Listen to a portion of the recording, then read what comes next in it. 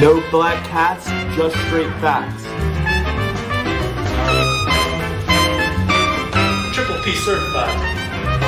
Listen, we can talk about odds all day. It doesn't matter what the odds are. It matters what's gonna happen.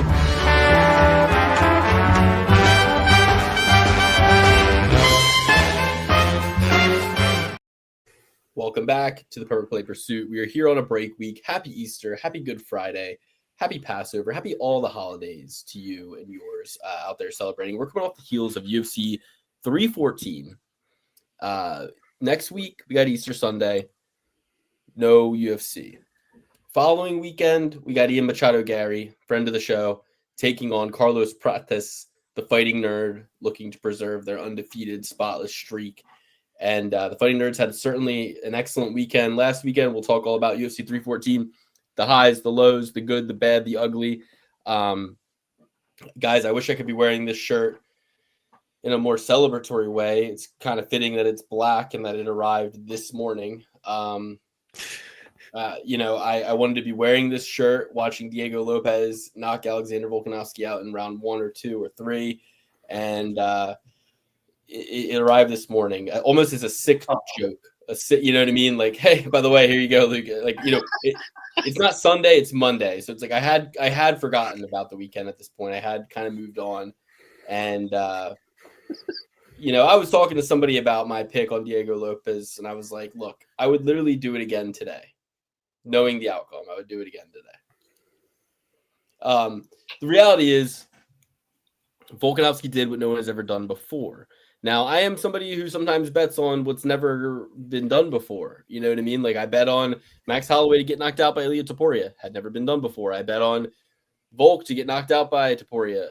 At that point had been done before, but not at featherweight. And Volk was the champ. And I made both of those bets. Alex, you bet that famously that Sadiq Youssef would get a submission. He had never had a submission win in his life. He hit a submission on that night. So sometimes you do have to bet what's never been done before. But if you're going to see me betting what's never been done before, it's not going to be on this guy will be literally the oldest guy to ever win a title at this weight class.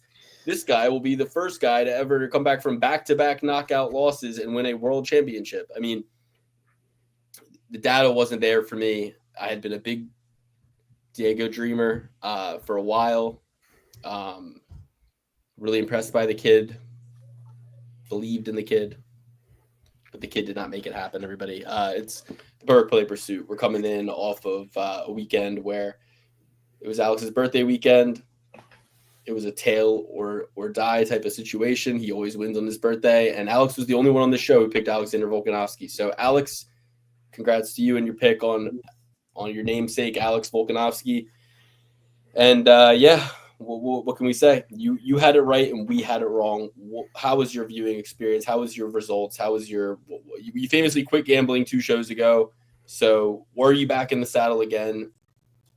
I was back in the saddle. As I told you guys last week, a man of my word, I said, I'm hanging out with my beautiful, beautiful mother on Saturday. If she gets me a DraftKings gift card for my birthday, for her sweet baby boy, I would be back in the game. I got back in the game. I ended up winning money. I ended up losing all 100 of the DraftKings gift card she got me. But sometimes it's not about the fight of the dog. It's the dog in the fight. We gotta get the win. I had one last gun in the bullet. I pulled the trigger. The gun came out, and I ended up winning a 3-fight parlay. Pimblett, Volk, and Jair Rodriguez. So ended up on top. Didn't necessarily have the best picks on the evening, but I dreamed, I believed, and I made it happen. Alex, bravo to you. I will say this. I can finally say this.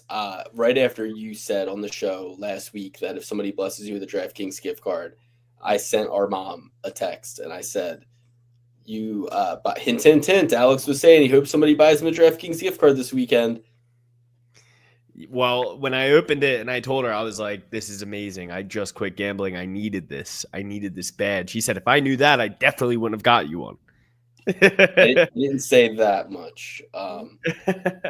But no, so it's kind of like Cheer me up, babe. Just when I thought I was out, they pulled me back in. Huh?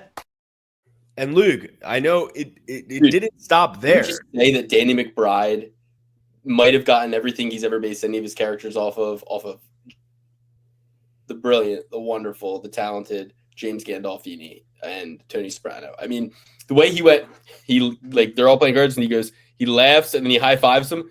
That's Danny McBride. That's like his whole, you know what I mean? Like Danny McBride, and this is a tremendous compliment to both men. I admire both. I think Danny McBride's great, but just the way that scene went, people always say like The Sopranos is a comedy if you're watching it in the right way.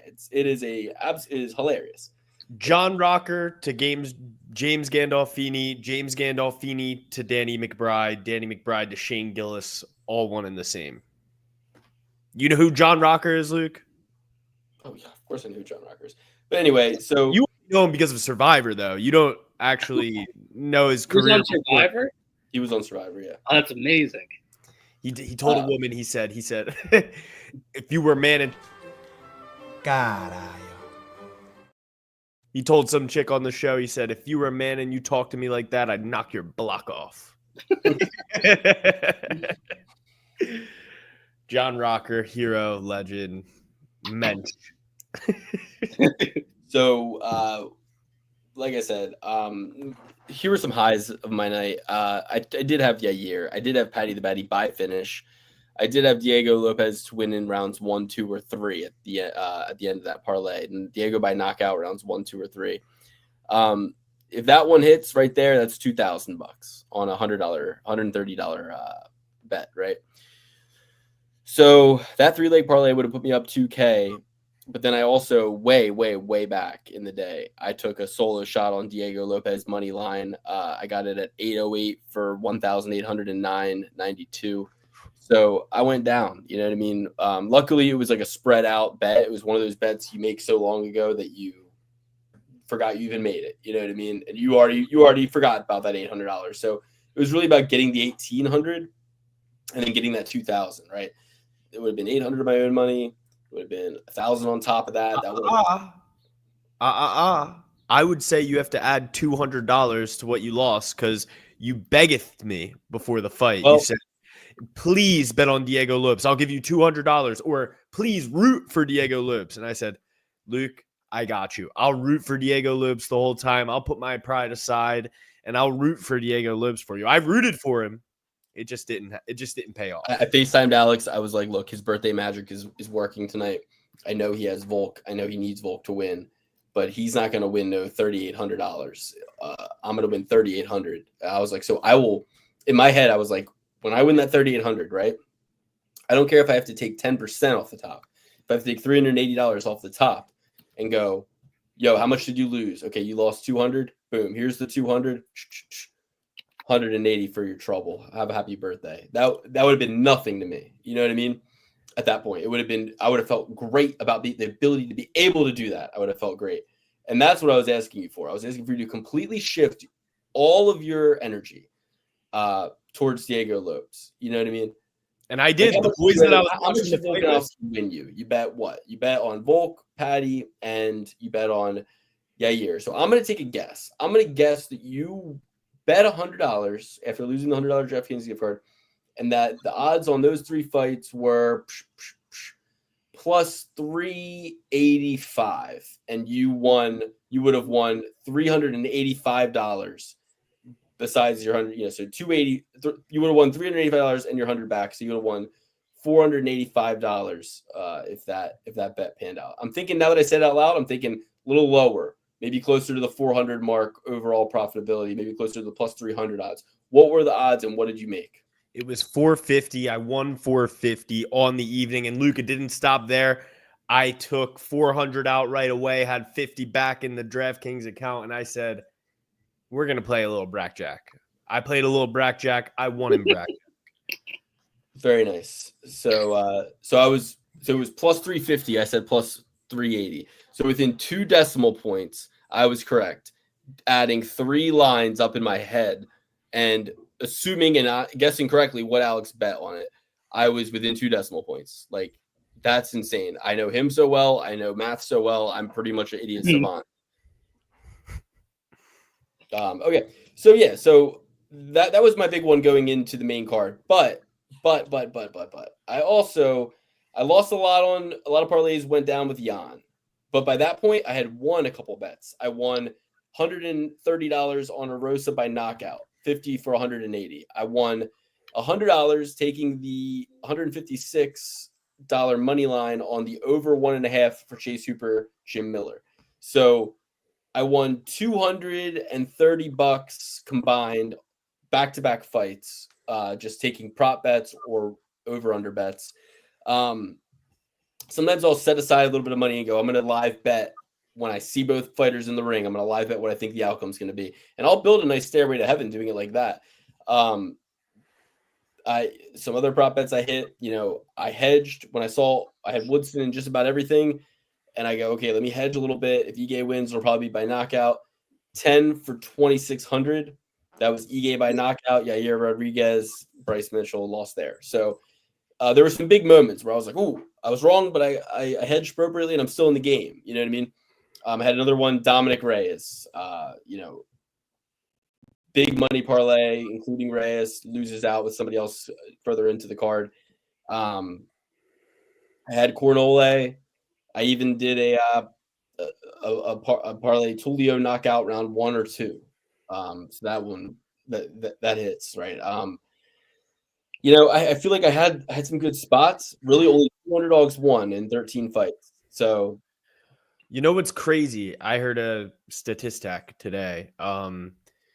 DDP is the youngest champ in the UFC at 31 years old right now. Not a single champ younger than that. Yeah. Yeah. 100% right on that. Nutty. And, I heard another interesting stat. Paddy the Baddy, his last 3 opponents have a combined record of 0-16 over the last 16 fights. Wow. Tony, Bobby, and most recently Michael Chandler. Yeah, they're all 3 on losing streaks. 0-16 in their last 16 between the 3 of them. So, I also heard a stat, we all heard this stat about the fighting nerds. John Silva wins. Then you get Lord putting on the glasses. Michael Olajaychuk gets a finish win, Yeah, I was happy about picking Yair. I was happy about picking Reyes. I was happy about picking Paddy by finish. I was happy about my selectivity where I inserted Bryce Mitchell. Like, I really didn't put him on a lot.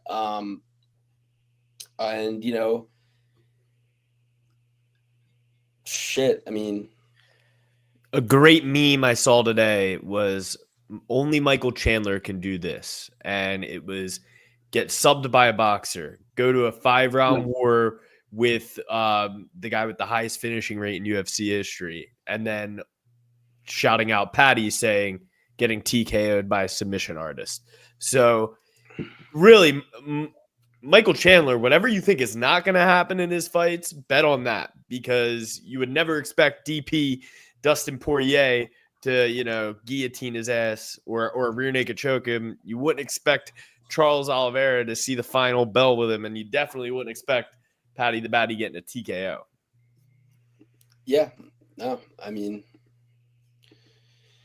have you guys got any parlay pieces paired with Prates? We will see. I love the triple P alliteration there, Peter Whitty. Thanks for joining us, Peter.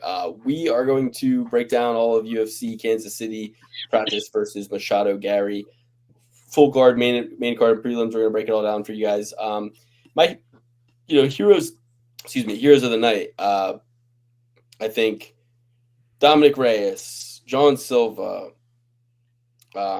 Volk. Anti-hero is Jan. I'm sorry. I know I should be better. You don't invest so much in the lady fights, but gosh, it was so clear. It was so clear that she was meant to win that fight. One of the few dogs that I was actually confident on I had a couple dogs, but the ones that I was actually confident in would be Jan. I totally blew it. How do all of these chicks lose to that woman?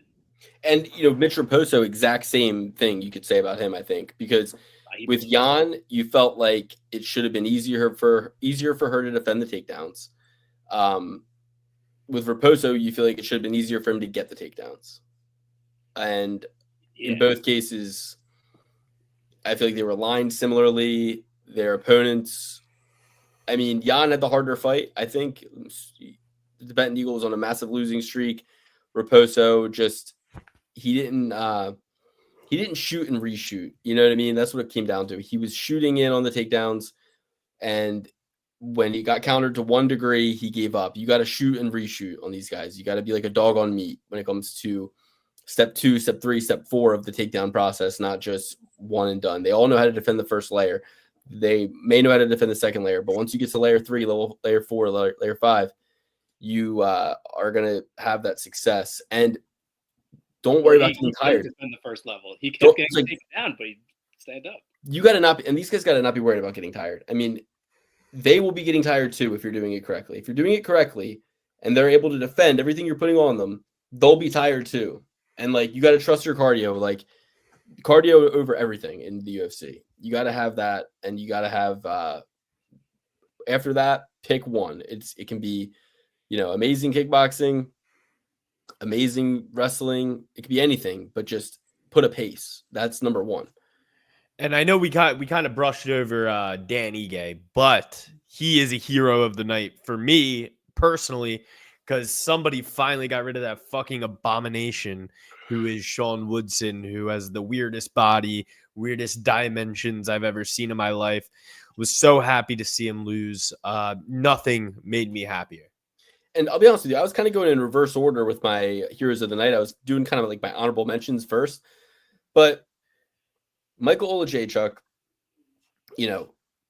way to fucking turn it around and show levels to the game when it comes to a relative newcomer compared to you, a guy with half as many fights as you, a guy who has shown in the octagon holes in his game. And I really thought Michael Lord Olajaychuk could go out there, take him down and submit him at 12-1 odds. I was like, if I'm looking at, okay, where are they going to be? I'm thinking a guy like Lord is going to be like, I've had some losses.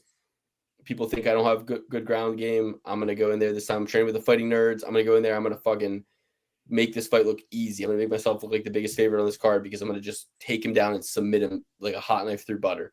So I thought there might be some value there. He ended up just getting the finish by knockout, which, he said one submission in his entire career. It was in 2016, like 10 years ago. So obviously that's where the odds are coming from. But I thought, that was a real, hey, gatekeeper, pushes back guy who's had some recent success kind of situation that you love to see. Other than Lord, I think Arosa killed it, did great. Glad he didn't retire after his last fight, that Lord.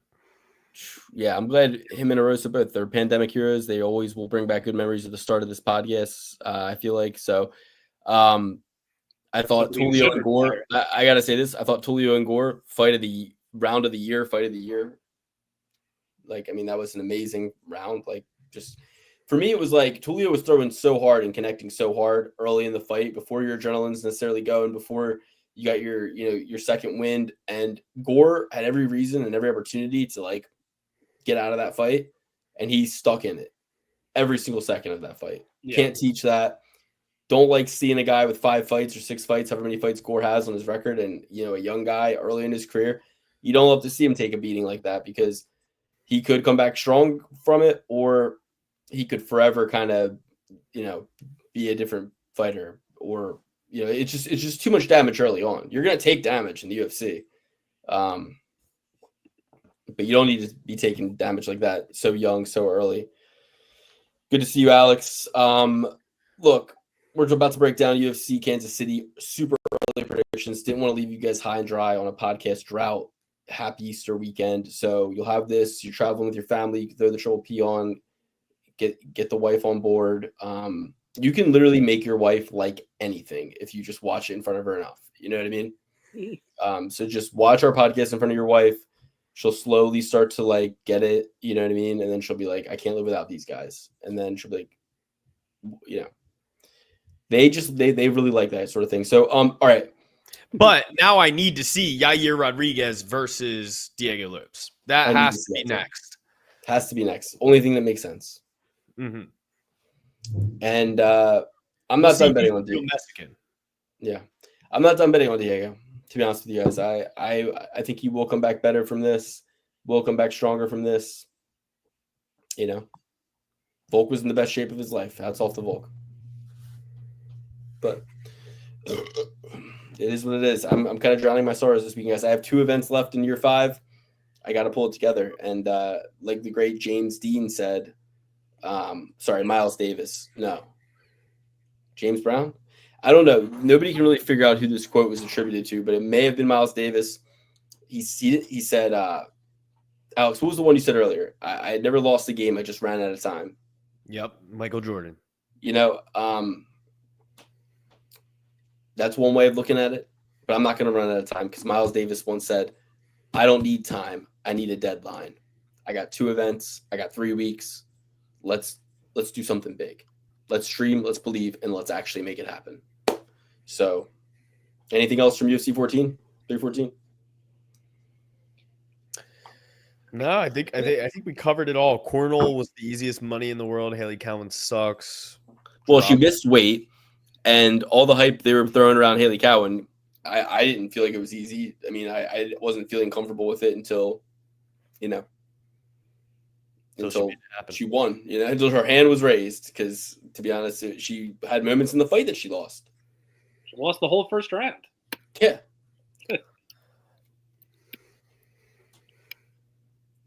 Fair enough. All right.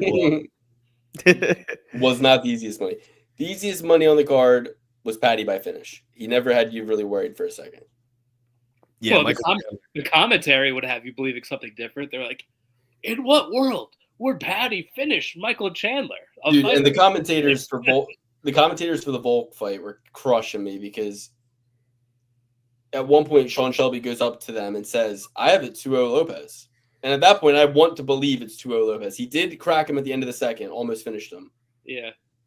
So at that point, I'm like, yeah, and round 1 was kind of sleepy, like 2-0 Lopez. Yeah, Sean Shelby's right.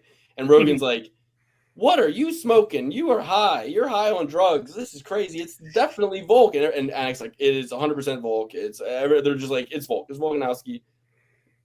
Yeah. And I agree. And I know that Joe, Anik, and DC, 3 Short Kings, they were all rooting for Short Kings all night. They had to have rooted for Short Kings. It was a big night for Short Kings. Ige. When they look at those guys, they see themselves in those guys. Me, I see myself as a less deformed. You're a Julian Erosa type, dude. A Julian Erosa, a Diego Lopes, Patty the Bat even. I look at myself, long, rangy guy, kind of like a Sean Woodson. But, these Short Kings, it was the night of the Short King. They were glazing Trayshawn Gore, too, who's kind of a Short King. Not directly, but by kind of going after Tulio. They were punishing him for having such a great first round. They're like, oh, he's going to gas himself out. Like, all right, he 10-8'd him, destroyed him. Your guys are like, I don't know. The way he was managing his gas tank, kind of rudimentary, don't you? Get out of here, dude. He's a beast. Oh, yeah, they're terrible.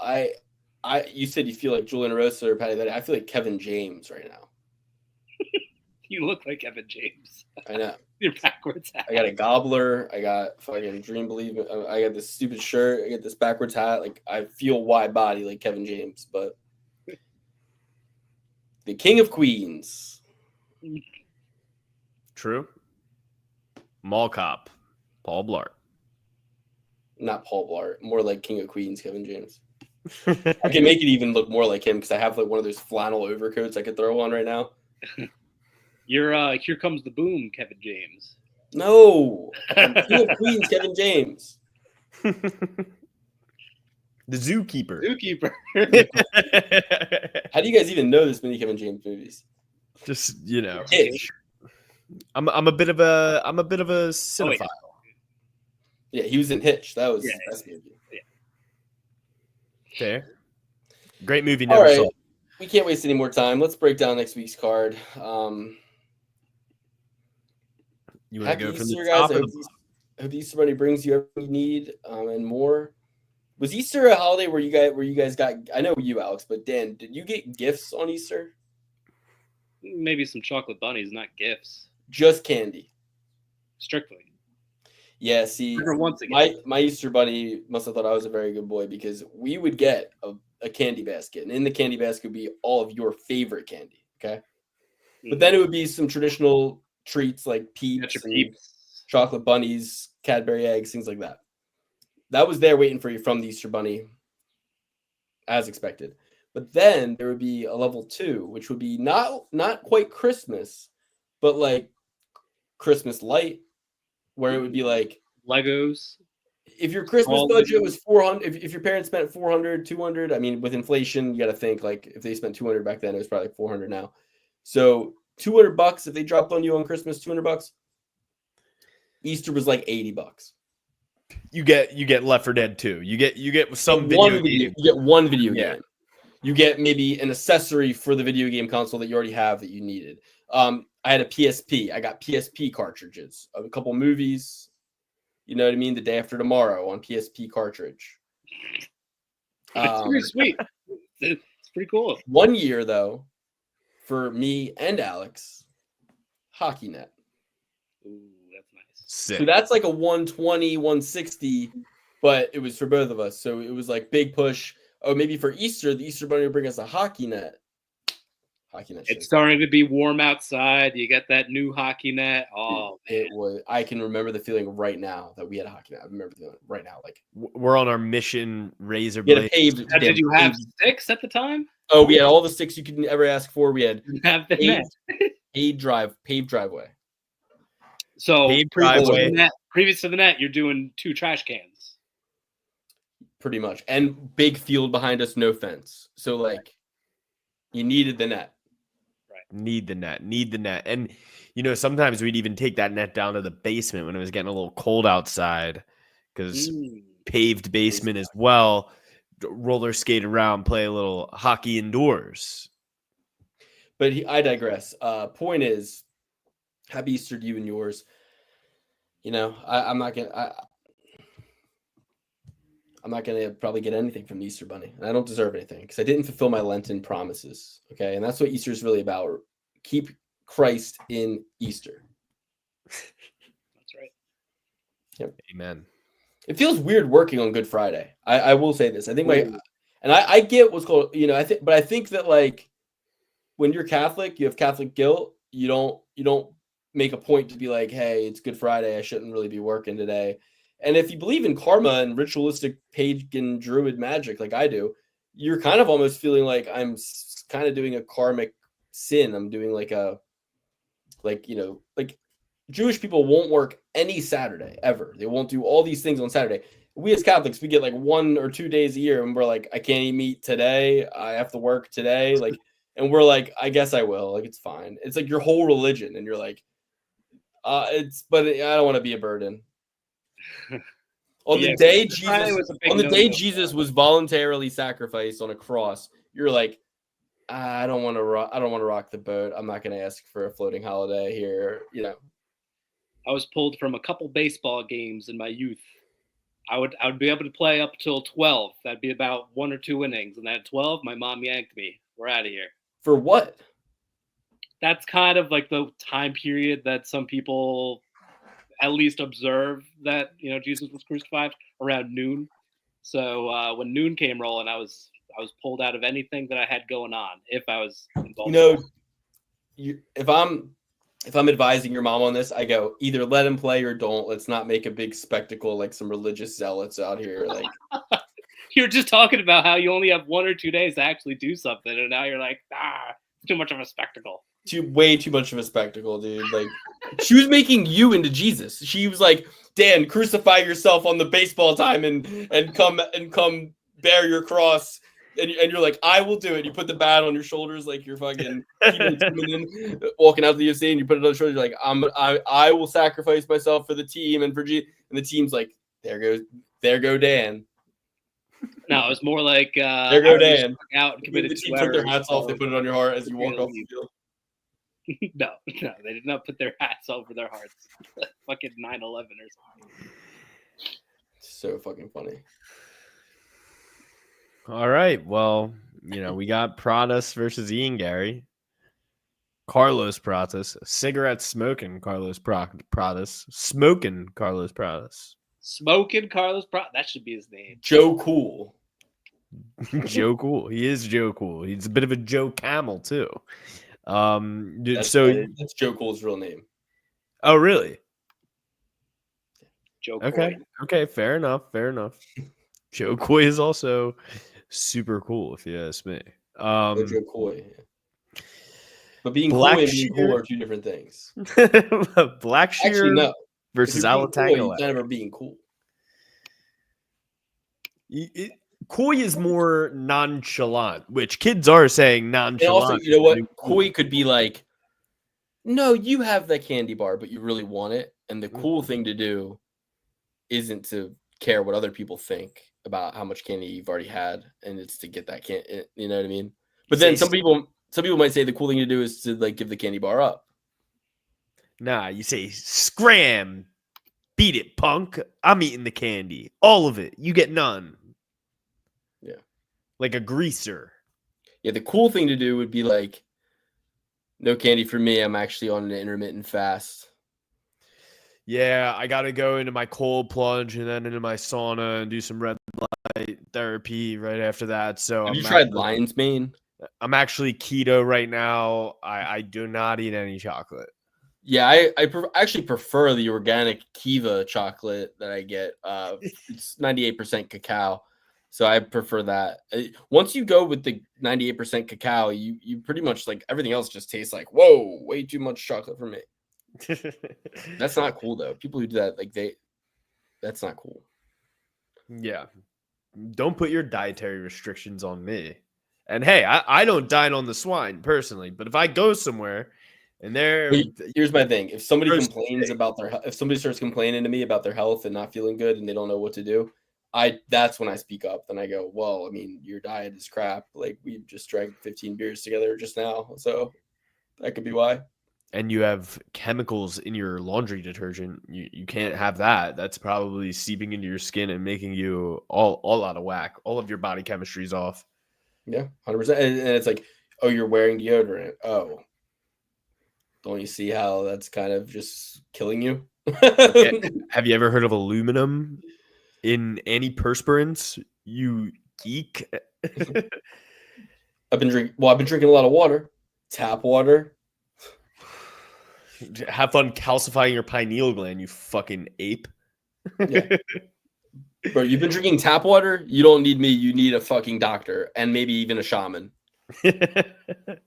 Definitely a shaman. You got to hang out with Aaron Rodgers. You got to go down. You got to lick the toad, so to say. Young Elton John in the mix, LFG. Hell yeah.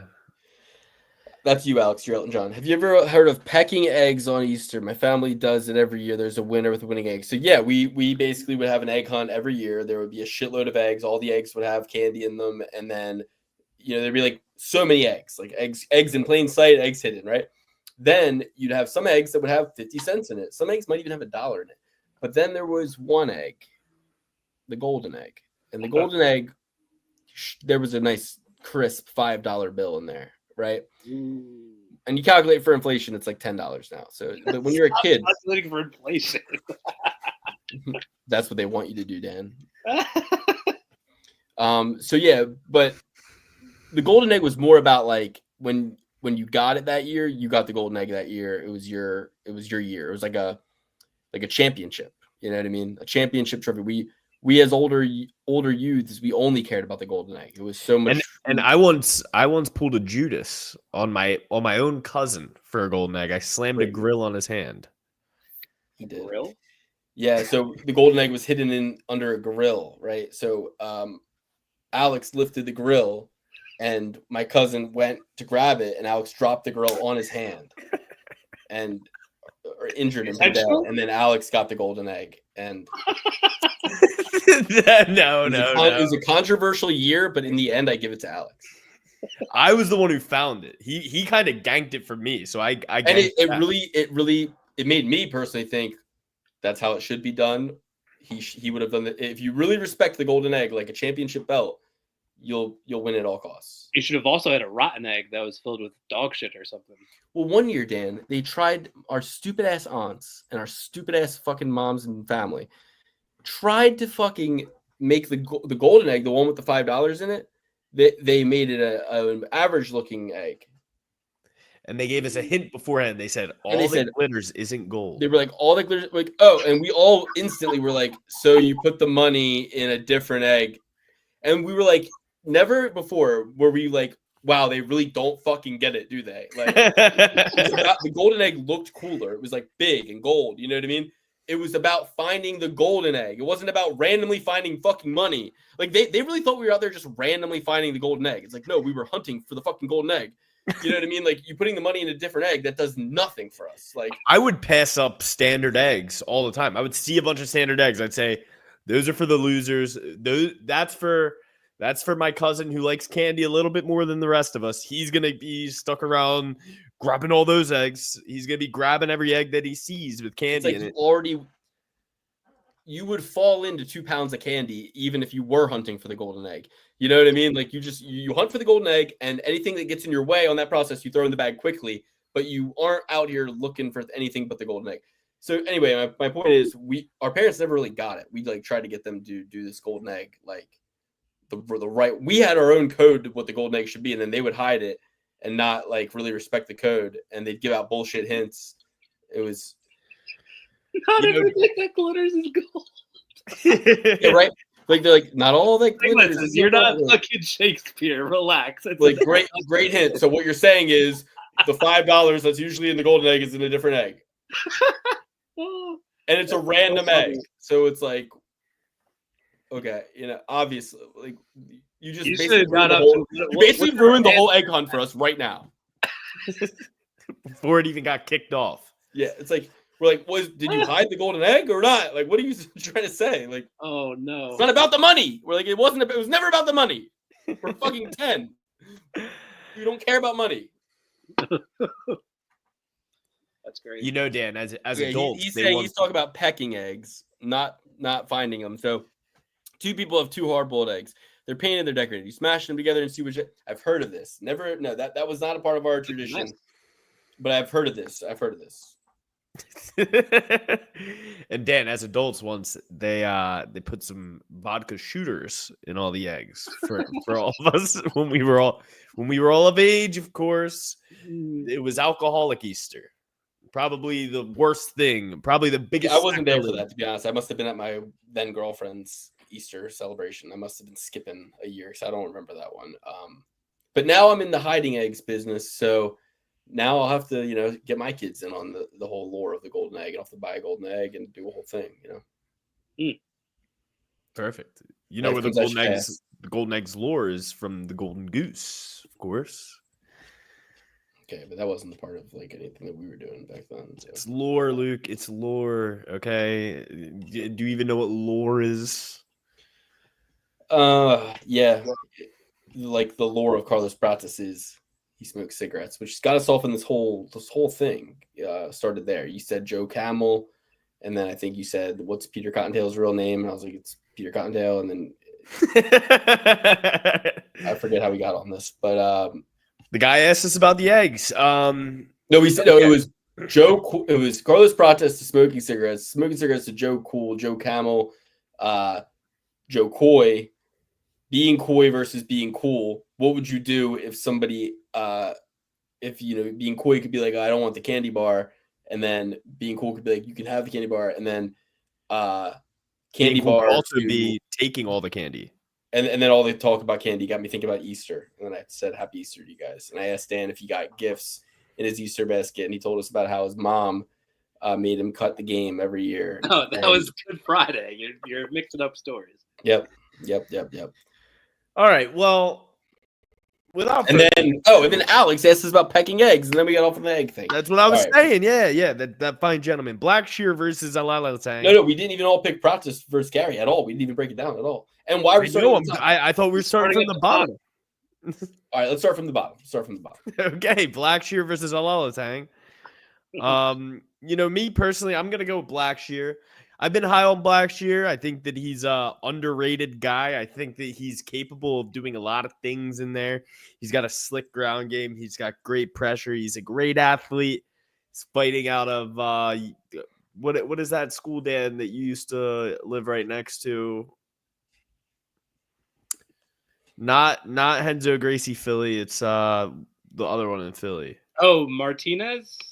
Yeah, I think so. I think he trains out of there. Maybe he trains in Henzo's, but I don't know. Going with Blackshear, he's got some suffocating groundwork, and he can also strike a little bit too. Got to go with Blackshear on this one. What do you guys think? Yeah, I love Blackshear. If he loses this fight, I will fucking Elvis my TV. No, Blackshear all the way.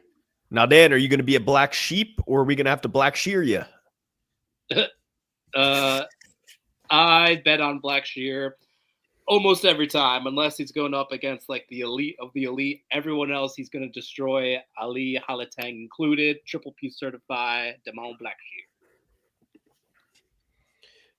Brilliant, beautiful, outstanding. Chris Gutierrez versus John Castaneda. This fight was booked, and now it has been rebooked.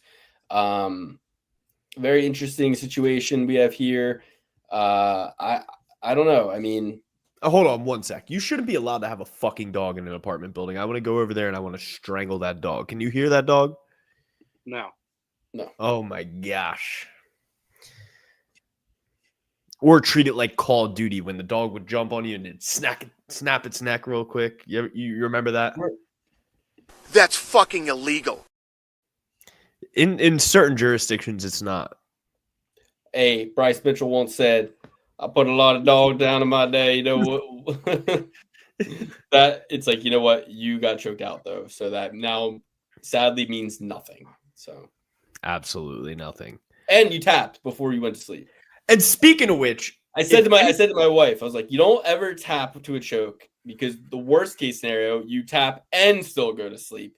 And it's like, now everybody knew you didn't want that to happen. It happened anyway, right in front of your face. So it's like you lost twice. Like you quit and then you said, just don't choke me out. And then they choked you out. So it's like, now what? Now what do you do?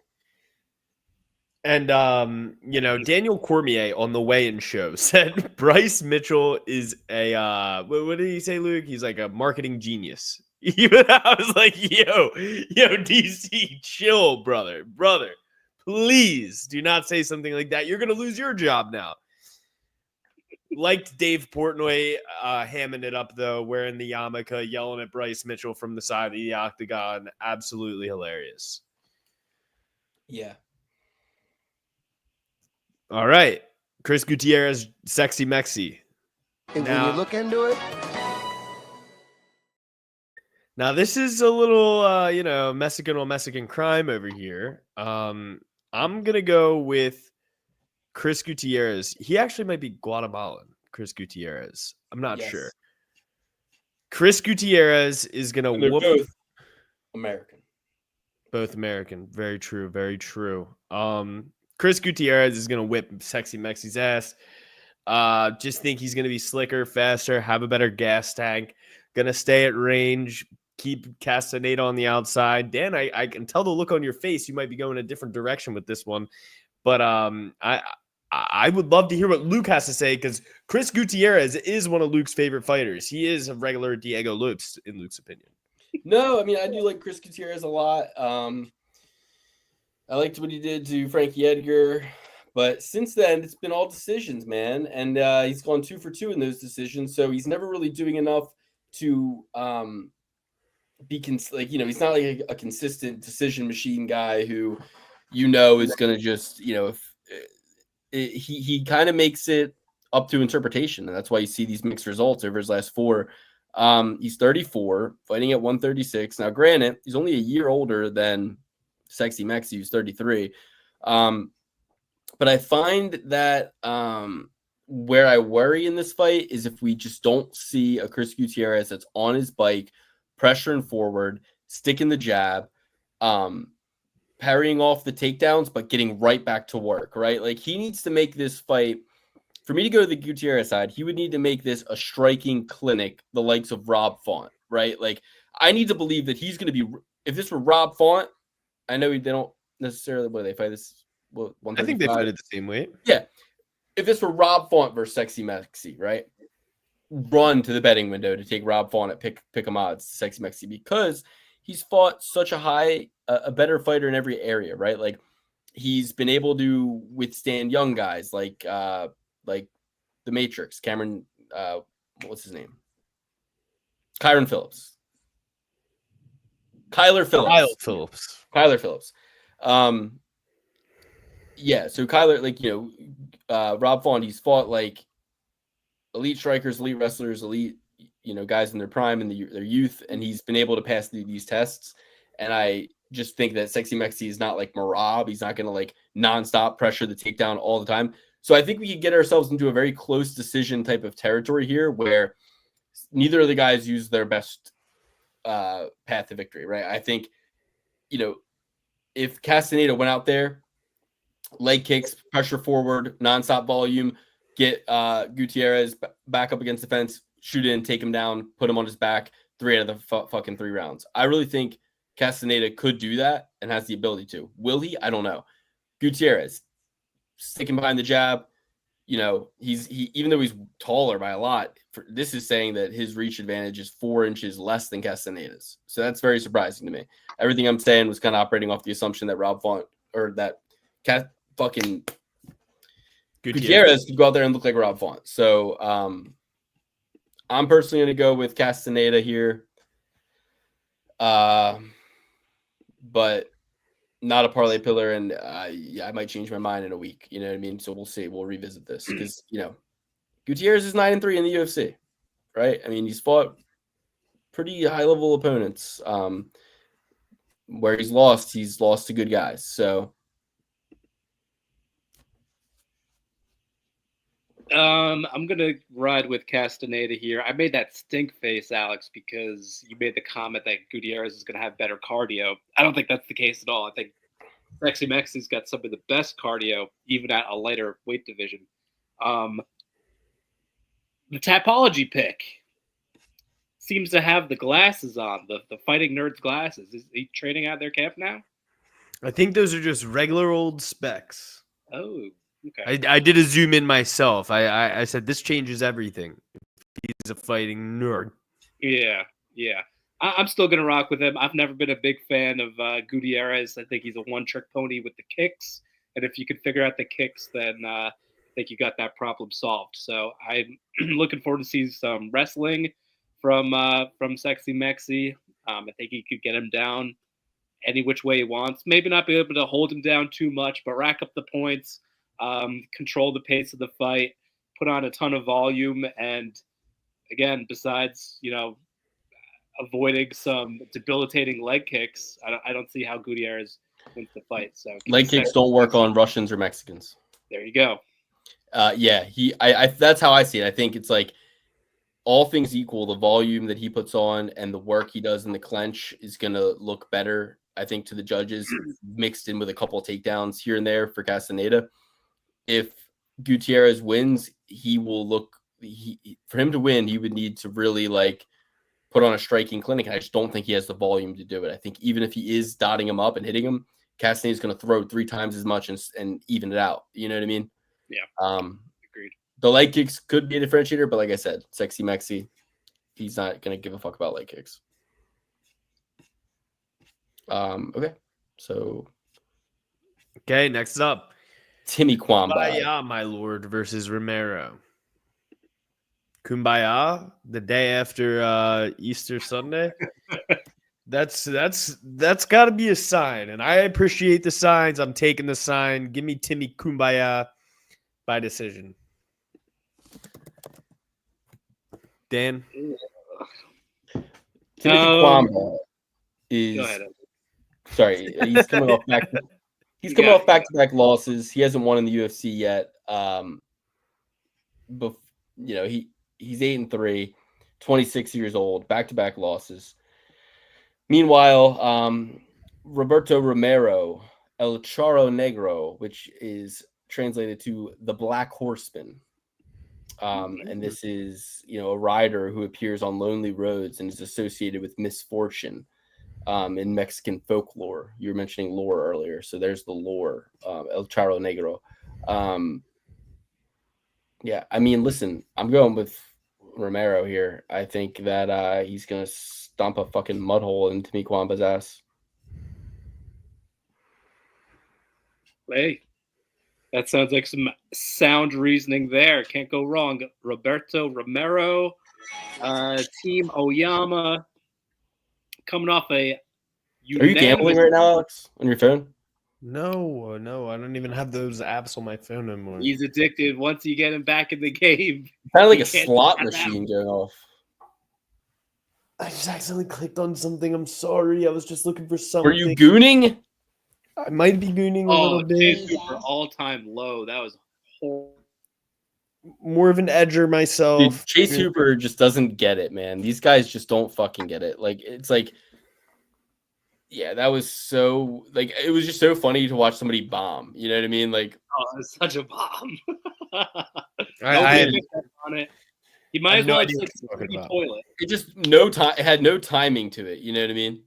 Yeah, nobody know what the fuck he said. You can't. Yeah, he makes jokes like your fucking like freshman in high school cousin. You know what I mean? Like he just comes at you with stuff that he's like, this is gonna get a big laugh, and he hits you with something that you just feel uncomfortable. Hell yeah. I have no idea what you're talking about. But next up, we got Evan Elder versus Husamazada. No, we got Timmy Kwamba. I mean, what did we all pick? I think we all picked. Didn't Dan and you pick Romero? Yeah, and you went with Kwamba? Yes, sir. Okay. Black Kwamba. Evan Elder versus CJ Husamazada. I got to go with Evan Elder on this one. Evan Elder by submission. I think he's just going to go out there. I mean, yeah, this guy, Evan Elder, he hasn't really shown us the most in the UFC, but he's shown us some good stuff. He's had flashes of greatness, and I think that he's going to go out there and whoop up on Husamazada. Husamazada, I believe, was originally scheduled to fight Ramiz Brahimaj. You see that on Typology, or am I crazy? Let me take a look.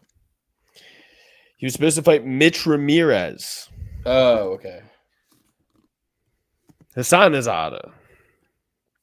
Oh my gosh, this was supposed to have Hill and Roundtree on it, and we're missing out on that. Who is this guy, Hamazada? No one knows. There's no way to even find out who he is either. That math doesn't even exist. He's a Team Alpha Male guy. He's the Lion of the Ring. Last Lion I saw got knocked out after he said he'd beat up on Habib. He's lost to Nazim Sadikov, right hook, third round. He's lost to John Streaker. Isn't that no, that's Jack Reacher. Different show. Yeah, I mean, I'm going with Evan Elder. Go with the devil you know instead of the one you don't. Yeah, Evan Elder at these big of odds is not a parlay pillar by any means for me. So it's kind of like a learning fight for me. Let's calibrate Evan Elder. Let's see who this new guy is. Leave it off a lot of parlays, but I mean, my pick is if you didn't show me the line, I'd be like, Evan Elder, I know who he is. He's good. Yeah. So exactly. Yeah, I can't add too much to that. Do you know anything about this newcomer, Dan? Say what? Do you know anything about this newcomer? Not really, but as Alex put, it's the devil I know. Elder's pretty solid. Nothing great, nothing terrible. So I think he would probably get the job done. And if Vegas is putting that much stock in him, then I have nothing to argue against, really. Well, his opponent Hassan Zada is from Afghanistan. Yeah, fought on the Contender Series. Trains under Team Alpha Male. Is on a 3-fight win streak. He has finished all 3 of his last fights. Cage Warriors to Contender Series. He lost to the Black Wolf Nazim Sadikov on the Contender Series in 2022. Got finished there in round 3. Was brought back after losing an LFA fight by decision. to Josh Straker, who we don't know who that is, and then 3-fight winning streak, all by finish. Cage Warriors, tough enough, back to the Contender Series, 3rd round submission. Now he fights Evan Elder. I'm a little bit afraid of a guy who has had to claw tooth and nail to get to where he is right now in this moment. Evan Elder, while very talented, he did also lose in round 3 to Nazim Sajikov.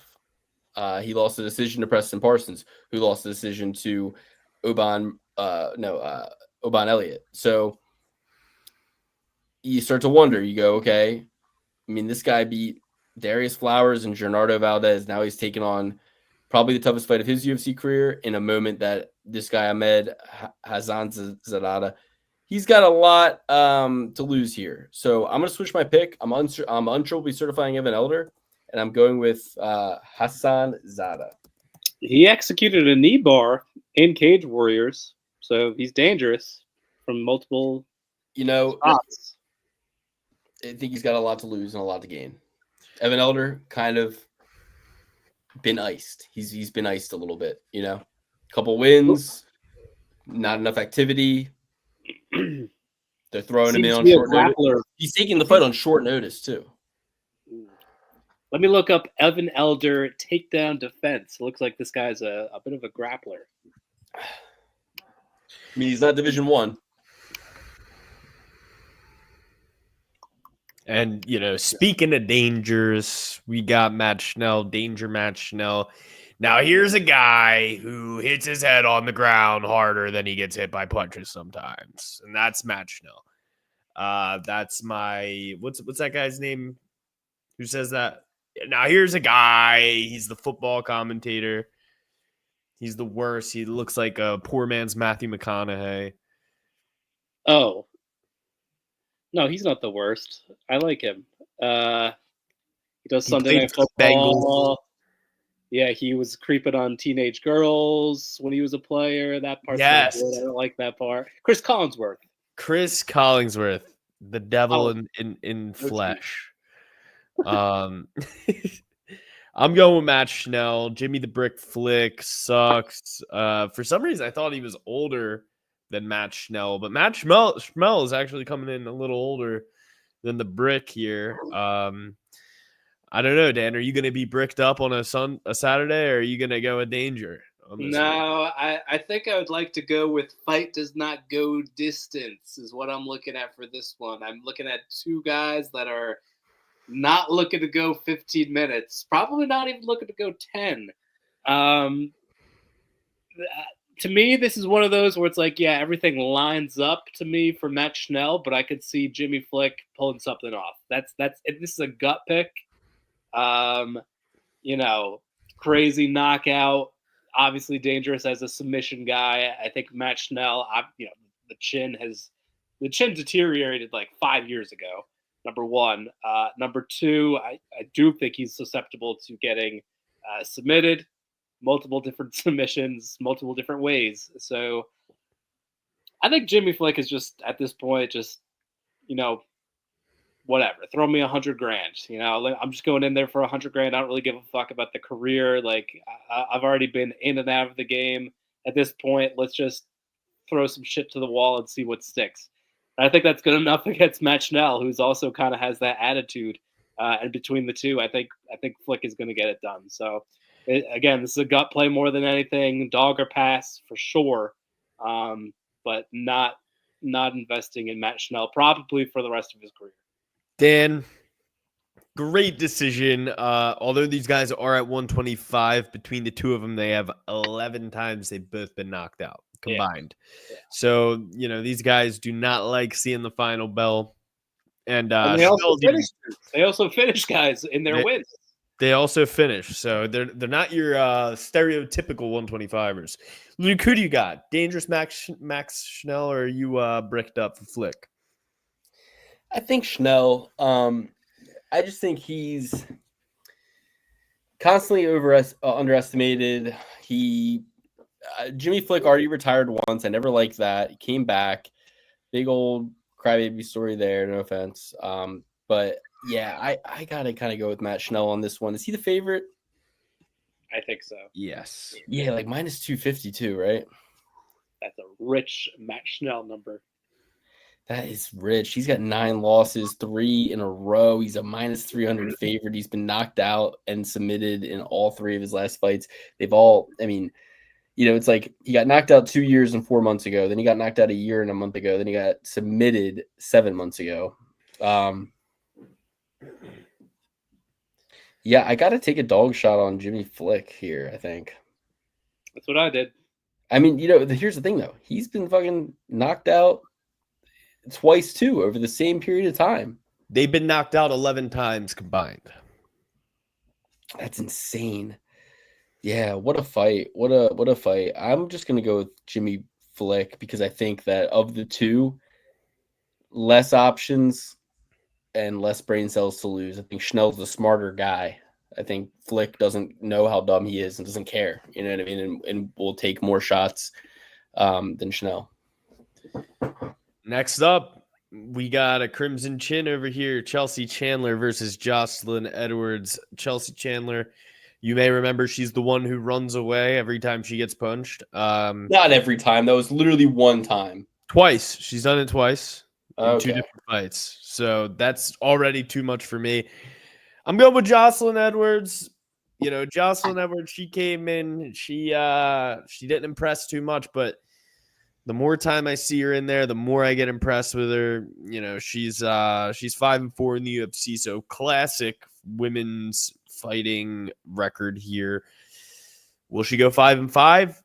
I don't think Chelsea Chandler has it. I think that Jocelyn Edwards is gonna have a top 5 women's record in this weight division for women at 6-4.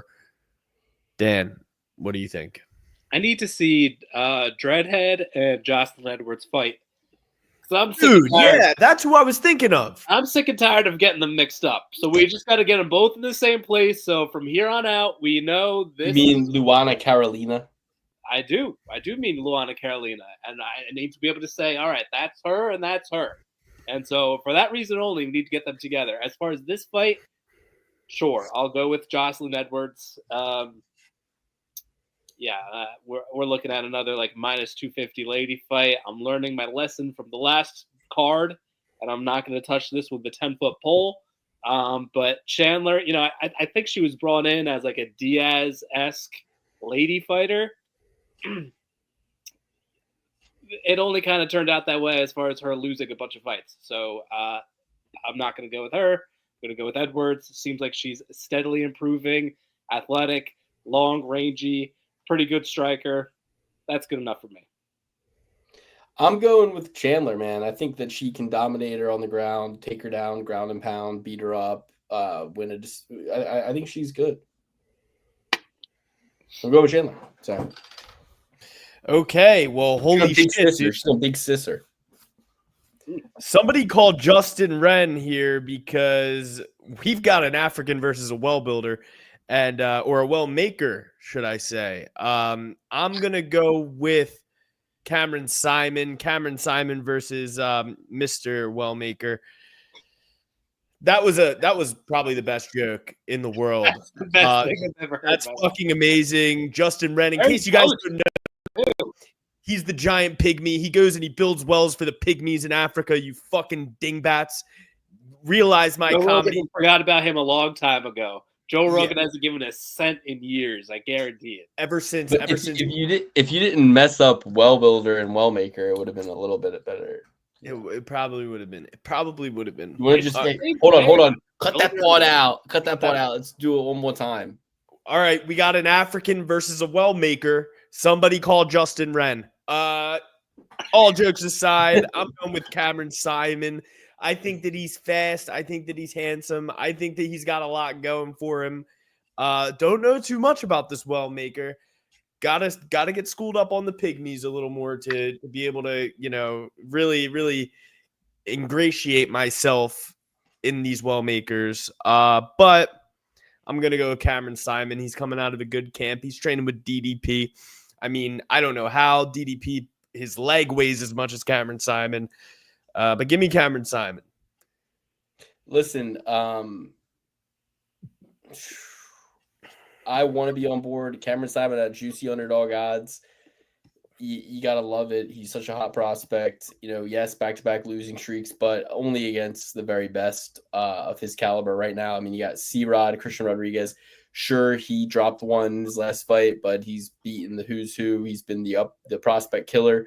And then another prospect, Peyton Talbot, beat him a year ago, but he took that requisite year off after having a little bit of brain damage at 24 years old. So I like that he hasn't fought in the last year.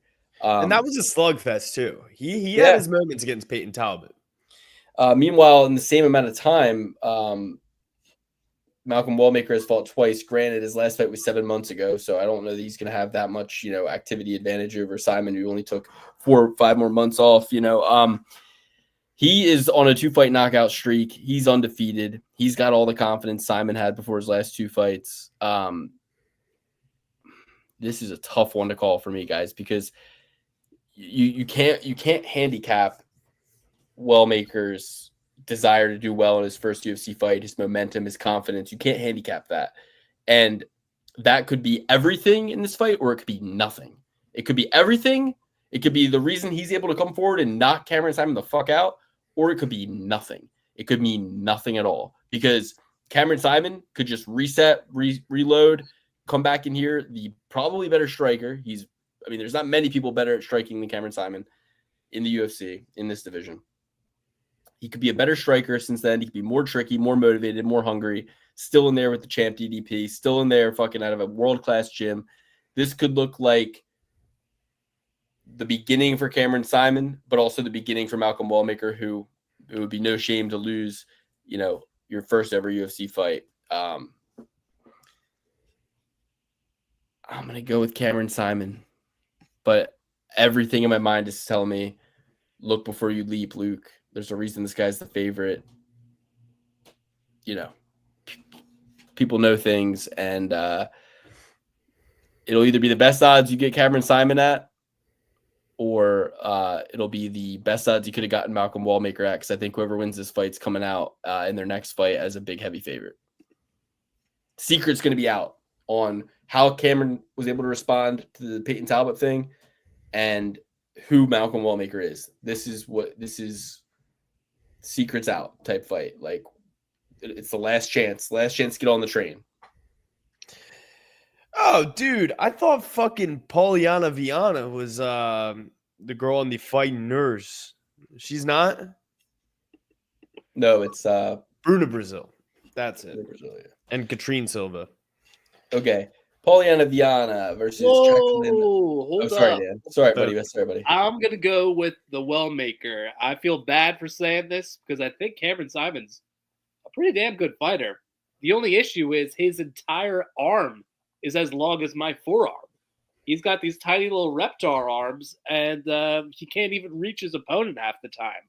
So, looking at the tape, he's really skilled. He's really, really good. But the intangibles have really held him back, and I think that the odds makers are onto something here. I think the Wellmaker is going to be a great maker. Not good. All right. But yeah, I'm going to go with that pick. Wait. Isn't reach a tangible? Tangible or intangible? I think intangible is you can't change it, right? I thought intangible was like it's something that you can't put a number on. You know what's crazy? They call him Wellmaker probably because way back in the day, when they were still making last names, somebody in his family was really good at making wells. No before shit. They had, Sherlock. wait a minute, before they had fucking machines to do it. So that's like, your last name is like fucking, I know a guy, his last name's True Axe. He's a lumberjack. True Axe. Think about that.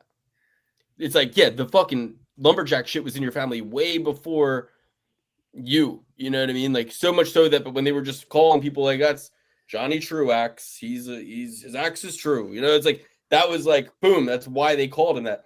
So my point is, it was pretty damn hard to make a well back in the day, guys. He might make fucking make a well in Cameron Simon's nose bone. You know what I mean? Like, I think that, this could be a big brothering of epic proportions. I think this guy could probably, like, when I see Cameron Simon, I don't know how he's had as much success as he has. You know what I mean? I had to, like, Chase Hooper myself with him and be like, well, he looks like a puppet on a shelf, but he can actually strike really well and is tough as shit. You know what I mean? But then he gets obliterated by Peyton Talbot, who gets made look like an amateur against Tony Baloney. So I go, well, I got to rethink everything. You know what I mean? I can't trust in the UFC to deliver me these best prospects who are actually as good as advertised, because they will show you they're not. And Dana White once said, I only want people in the UFC who can challenge for a world title. So that's not true, Dana. You groom guys up all the fucking time. You give guys like Chase Hooper is CM never Punk even was going to get that title. What? He was going to get CM Punk was going to get that title. Yeah, And right. Like, you have plenty of guys who will never fucking be a world champion and don't have the ability to be a world champion. Like, that's actually most of your roster will 90% of the roster will never even. Most of your roster will never fight for a world title. Like, they wouldn't even fight for a title eliminator. Like, from Darren Elkins to Dominic Reyes. And I'm just, Dominic Reyes could hold. I'm saying, like, are you really looking at him for a title shot? Maybe, actually, at this point. He's probably one more fight, he says. One more fight. I should have said Darren Elkins to to Brad Tavares. Like, Brad Tavares. What they could win. They could win every fight left on their contract. They wouldn't get a title shot. No. Yeah. So what does that say? Like, well, they shouldn't.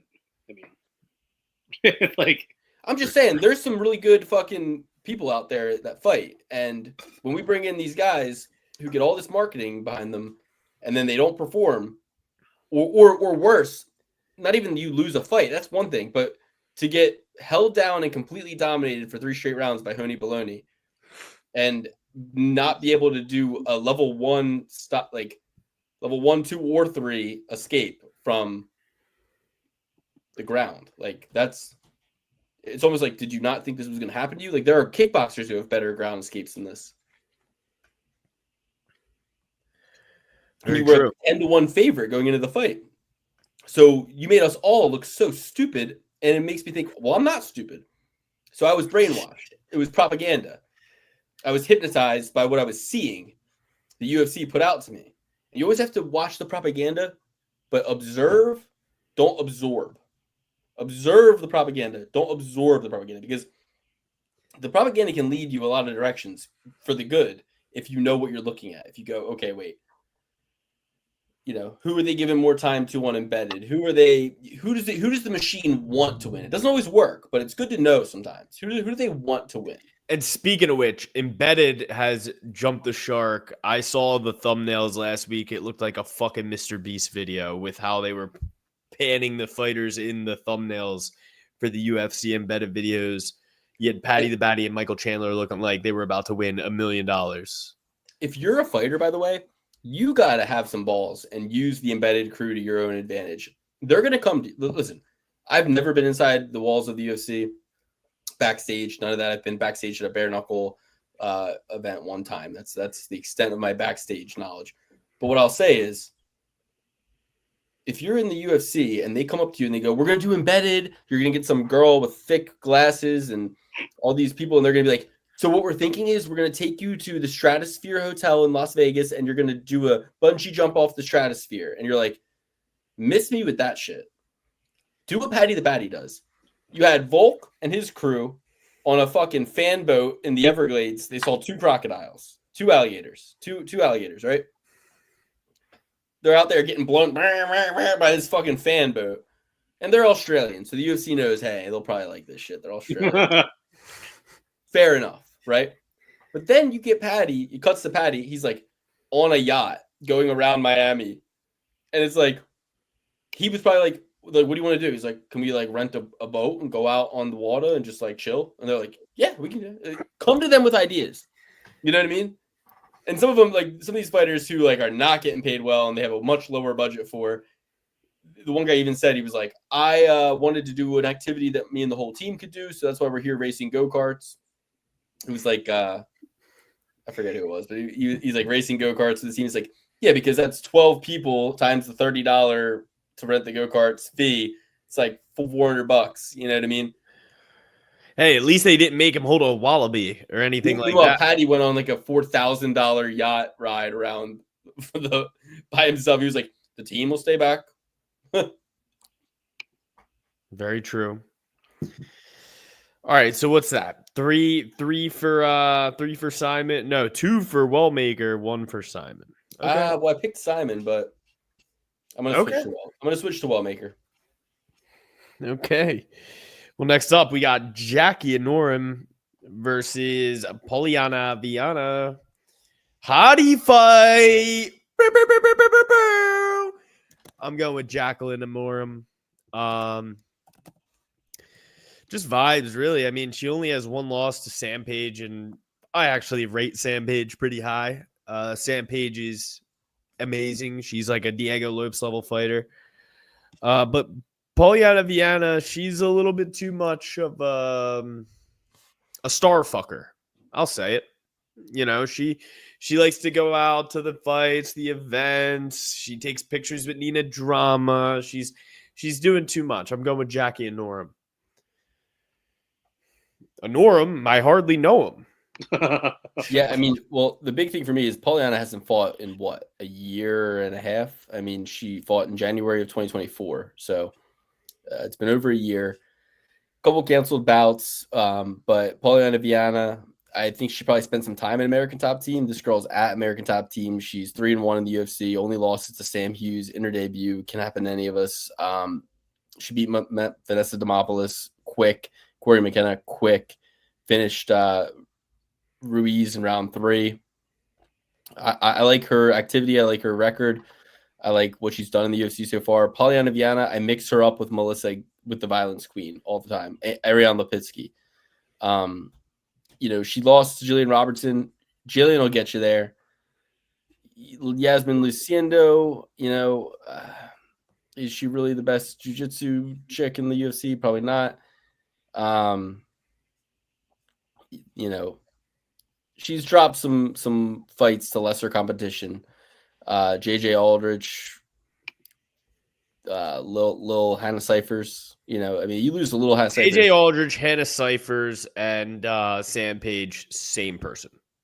Sam Page has some stopping power. Little JJ and little Hannah are like fucking popping. They're like flakes of deodorant hanging off of fucking Sam Page's arms, dude. Like they're tiny girls. Hannah Cyphers is the tiniest girl that's ever fought. I think she's 5'1", Alex. Almost as tall as me. 5'1", 117 pounds in her last fight. Okay. You know. Okay. Went on a 4-fight losing streak.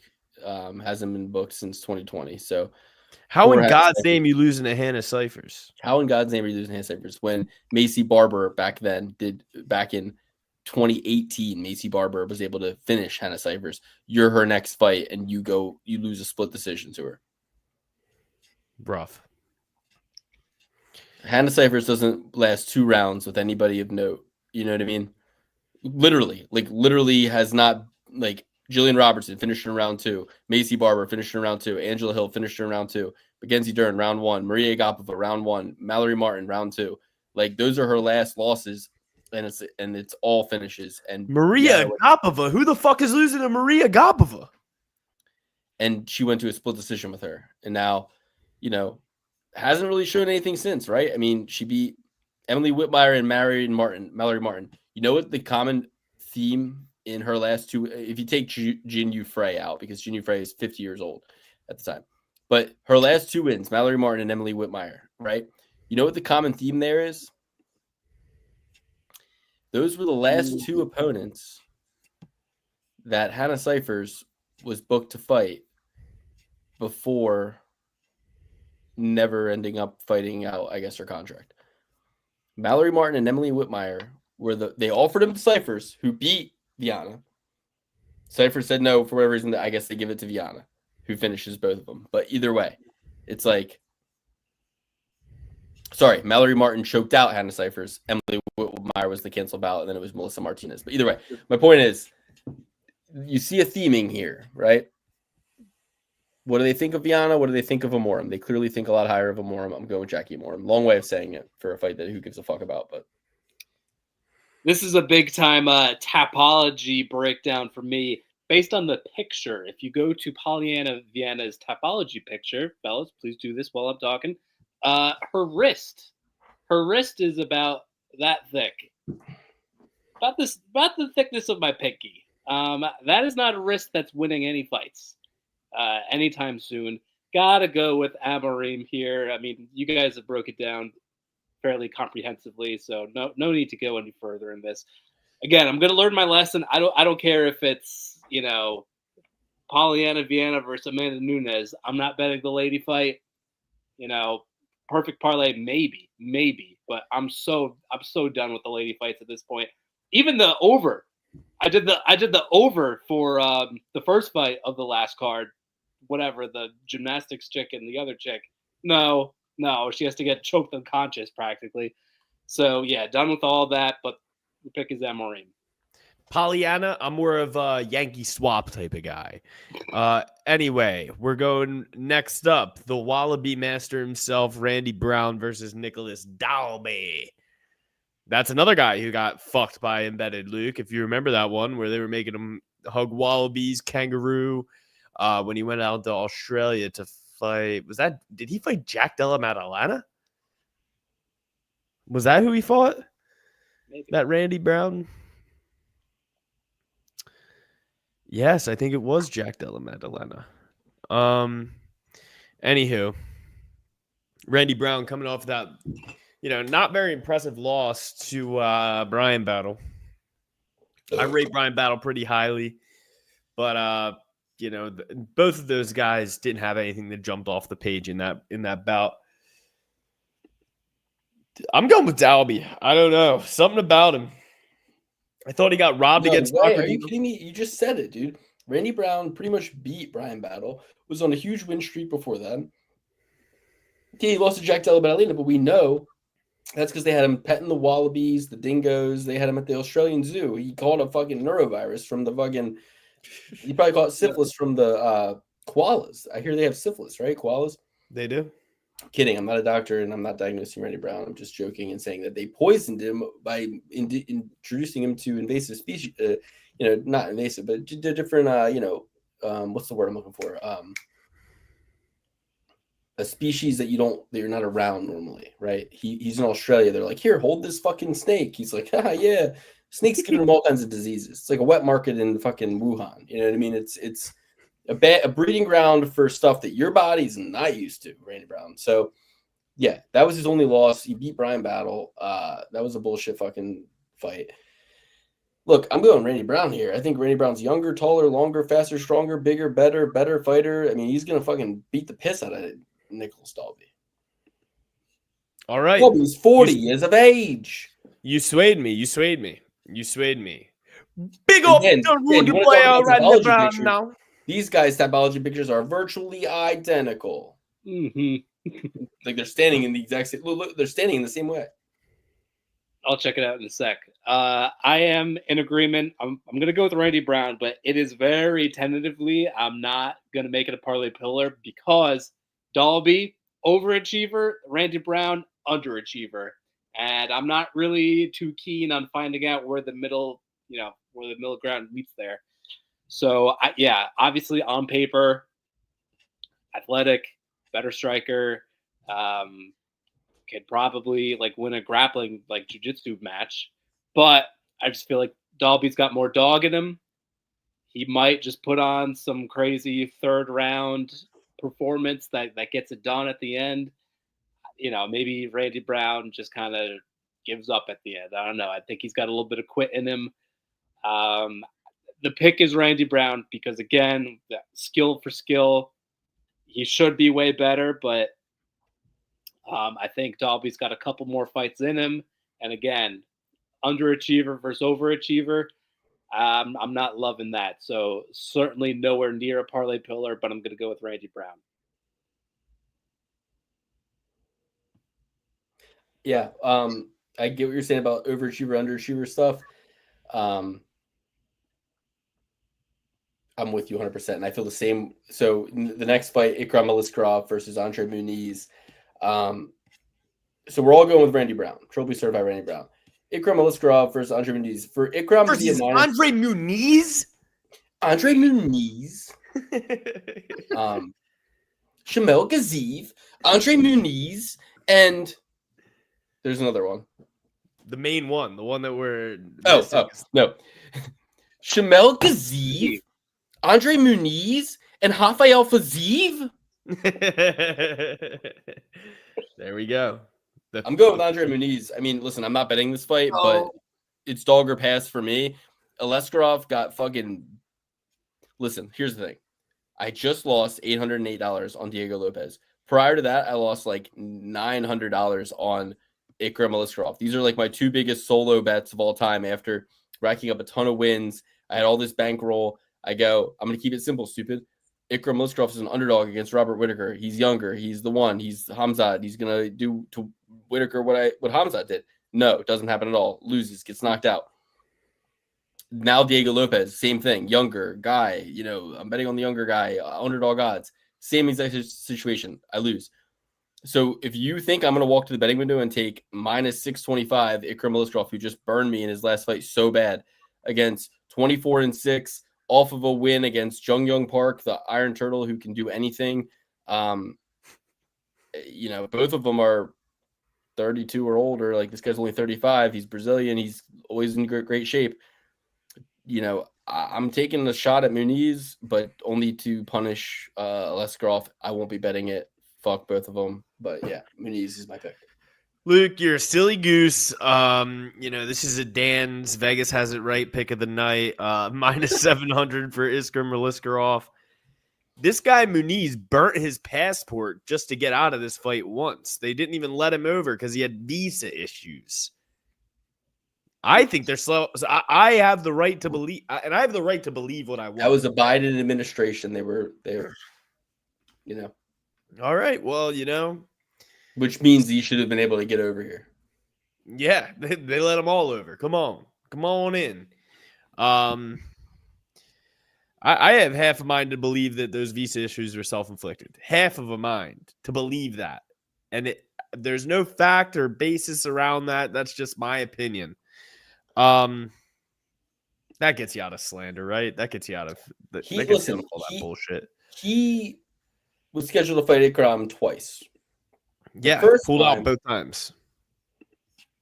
He pulled out with a visa issue the first time, and the second time he pulled out, just straight up pulled out. They're really calling his bluff here, man. Yeah, it's like my dog ate my passport. That's the type of thing he tried to pull the first time. The second time, he's like, my dog also broke my arm. I can't fight. We're going with this Ikram hot yoga. I am a bit of a hot yogi myself now. So I got to go with Ikram on this one. Danielson. I got to go with Ikram. Sorry, Lukey. I understand what you're saying, but I have the benefit of not being burned by Ikram, so I think I could see a little bit more clearly here. I just don't see him getting submitted. I don't see him being even put in a position of getting submitted. I just think he just beats the living shit out of Muniz. I'm not going to go with a spindly jiu-jitsu only guy in 2020. What year is it? 2025, 2026, whatever year it is. So yeah, let's go with Ikram Aliskerov. Did you guys see Colby Covington in the UFC Apex when he saw Themba? And he was like walking up the steps. He like kind of ducked out of the way. He's like, oh, I'm not going in there. He's like, you see who was in there? He was like, you see who was in there? That ungrateful piece of shit who used to eat our meals and sleep on our couch. That's what he said.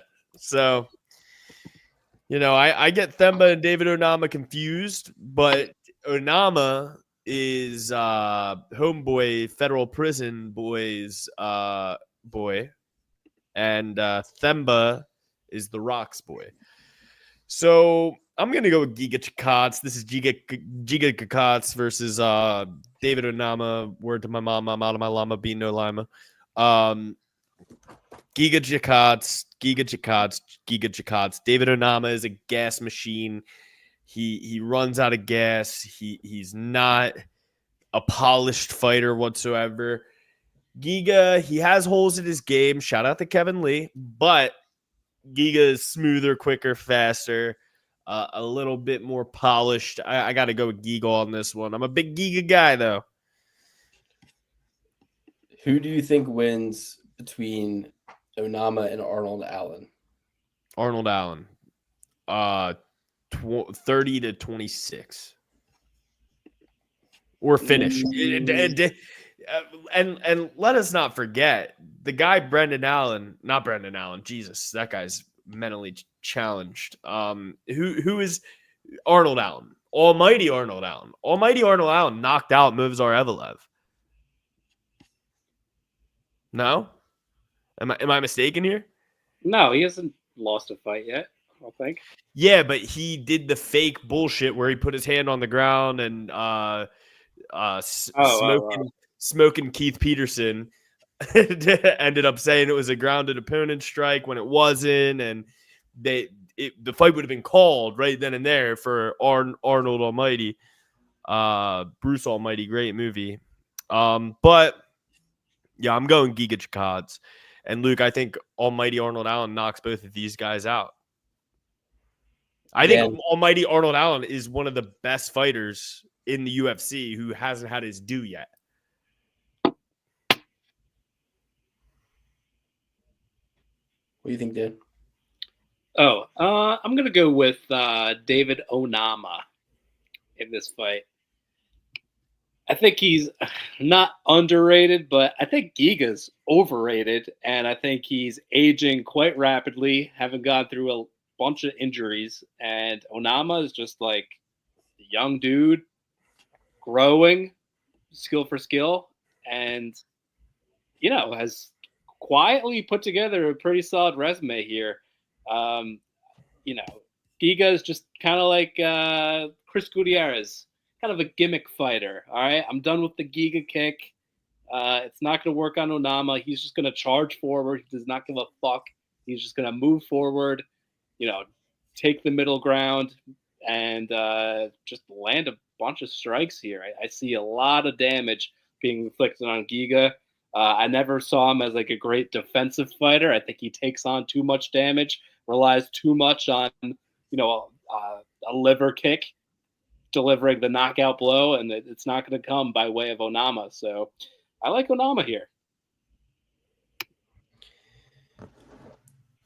The one reason I would take Giga is Onama's fight with Nate Landwehr. Onama has a little bit of quit in him. He was like a minus 1,000 going into that fight, guys. I don't When that train gets choo-chooed, anything's possible, baby. Never have the train as the opposite of a minus 1,000. That's crazy. You can never count. But Onama almost finished him in round one. He kneed him in the head 100 times. I mean, I'm going with David Onama.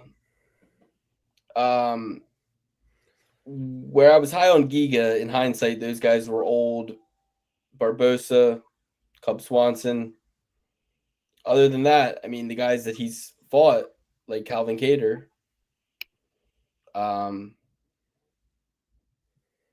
like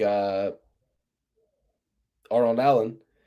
Arnold Allen's the best guy. He looked pretty good in that fight, but not enough. And like Dan said, takes a little bit too many shots. I think Onama hits hard and with purpose every time. Give me Onama by finish. Now, is this his first fight at lightweight? Giga. I don't think the fight is at lightweight. It is at lightweight. Interesting. That's why I asked.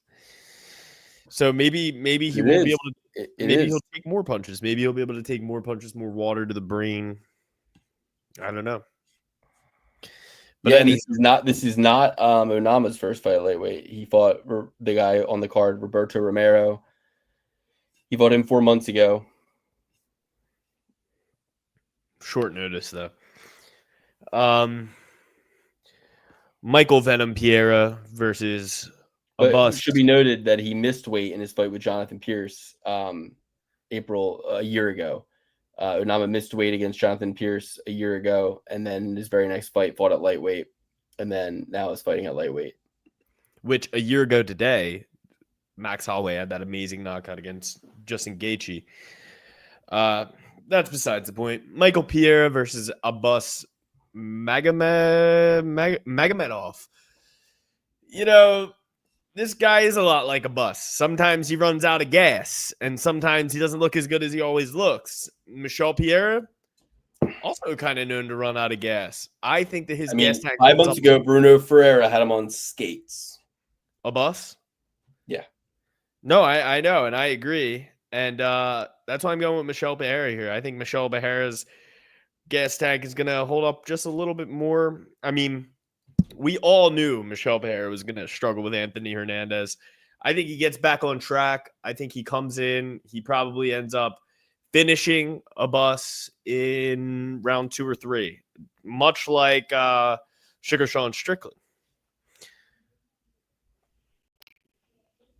Woo. Luke? It's Michel Pereira all day, all night. This is a sneaky Ali Abdelaziz fight where Abbas is managed by Ali Abdelaziz. So they're like, oh, we can get him off that beat down by Hernandez. We saw some things we like. We're going to get this guy. We're going to, this was pushed forward by the Abbas side for sure. But I think it was ill-gotten gains because Michel Pereira is going to back him up at this fucking front door, dude. He's a better striker than Bruno Ferreira. He's got great cardio. Hernandez is a persistent grappler, whereas Abbas is a desperate grappler. So it's okay that, the Pereira Hernandez fight went the way it did. I think he gets better from here. I think he has more urgency around takedown defense and is able to capitalize on his strengths more in this fight. Give me Michel Pereira. I love this guy. Dude, I can't believe that Stephen Wonderboy Thompson pulled out against Michel Pereira. Good reason. I can. He was shitting his fucking britches. That was so yellow belly of him. What do you think, though, Dan? Oh my gosh. So this is by far a parlay pillar. This is one of those fights where if you were so inclined to bet one fight with, let's say, $800, this would be the fight to do it. I think he's a minus 250 favorite, so you're not going to get crazy return off of it. But, what's 800 to minus 250? What are you getting off of that? About $350. $350. I mean, who couldn't stand to make $350 free dollars in a couple of seconds, which is the amount of time it's going to take Pereira to absolutely decimate Magomedov here. His opponent has zero cardio to speak of. That used to be an issue for Pereira, but he seems to fix that, especially since moving up to middleweight. He's just been a machine. He's going to move forward, just way more lethal power in his hands. And combined with his newfound octagon IQ and Abus's lack thereof, I think this is going to be a demolition derby and easily the biggest parlay pillar for me, most confident pick of the night, Michel Pereira.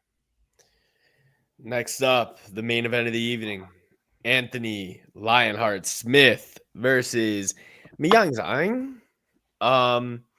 Guys, Anthony Smith, Lionheart, I think not whatsoever. He's the biggest coward in the UFC, not Wonderboy, ironically enough. You got to give Anthony Smith credit, though. He still goes in there and gets his ass kicked and curls up in a ball every single time, curls up in a little ball, cries about not seeing his children, but works the UFC desk every weekend. I'm going with Ming Yang and Nang Nang Zhang, and here's why. Anthony Smith sucks, and I hate him. And I really wish bad things happen to him all the time, and always under the unified rules in the sanctioned bouts within these confines of the octagon, not in his everyday life. But oh man, I really do want to make some more jokes about like the guy breaking into his house and when he was on Believe You Me and like somebody just knocked over a book off a shelf and he like got the PTSD all over again. Like somebody was like somebody was coming in, or the fact that he's such a fucking pussy coward that he couldn't even tell Michael Bisping to his face that hey, I don't want to do the show anymore. He had to ignore him like a girl who you asked to prom who doesn't want to go with you, but is too nice to like actually tell you that they don't want to go to prom with you. Never happened to me, but you guys could probably relate to that one. I'm gonna go with Mingyang Zhang, but it's more of a slight to Anthony Smith than anything else. This guy, he's got a crimson chin, he's got a big jaw, huge jawline. Reminds me of Sexy Yama back in the day, just like a big mountain of a man. I got to go with Mingyang Zhang here. Honestly, the OG fans are not going to like this. I think I might go with Anthony Smith. This smells of Vitor Petrino to me. Mingyang Zhang, I like him as a fan just because he's a big like Terminator dude who just moves forward and throw straight rights and lefts and has some power, but that's really it. That's all that I see out of his game. I could see Anthony Smith finding a way for like a weird like trip takedown and getting a submission because this guy brings nothing to the table besides just throwing straight punches like a cyborg. And that's really it. And yes, it is very possible that he clips Anthony Smith in the beginning and gets him out of there, but I don't want to be looking at this and going, Anthony Smith, damn you again. I don't want to be on that side of things. So this is really more dog or pass than anything, much like the Jimmy Flick fight. This will be, I think this is my second dog, maybe third. But hey, last card of 2 dogs. Maybe it's back to back. I'm going to go with Anthony Smith. Sorry, fellas. Well, going back 11 years, Mingyang Zhang had his first career loss in his first career fight. He got guillotine choked in round 2 by Quang Tao Han, who retired 1-1. This guy fought one time after he beat Zhang and got knocked out and never fought again. Then on the ground, he got finished in 2016 by 16-10 John Vakey. After that, he lost the decision to 7-11 Koji Shikuwa. Okay. That was his third loss. At that point, he became 3-2. And then he fights Sergey Pogodiev, who is 7-2, hasn't fought since 2019. So a 7-2 guy at his retirement. Then he fought Oskar Mozarov. He finished by both these guys. This guy's 17-14. The guy who finished Zhang. You go up a little bit more. Luan Elias is 2-0. His last fight was in 2022, and there's a little topology, asterisk by it, right? So he, then he beat a bunch of people by knockout in the first round, right? That no one has ever fucking heard of ever. Gets his road to UFC fight, beats Tuco Tucos, who is winless in the UFC since then. And then after Tuco Tucos, he beats Brenson Hibario, first round knockout. 7 losses for Hibario. Hibario went on to lose his very next fight to Magomed Gaziulov. He's on a 2-fight win streak since then. But really unproven, untested people. Then he beat Ozzy Diaz, 10-3 Ozzy Diaz, who is 1-1 in the UFC. Look, nobody wants Mingyang Zhang to knock Anthony Smith out in the first round cold more than me, right? But there's a path to victory for Anthony Smith here. It's going to be his last fight, his last hurrah.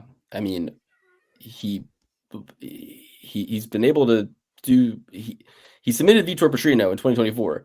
He submitted Ryan Spann. You know what I mean? Like, these guys are all better on the ground than Mingyang Zhang.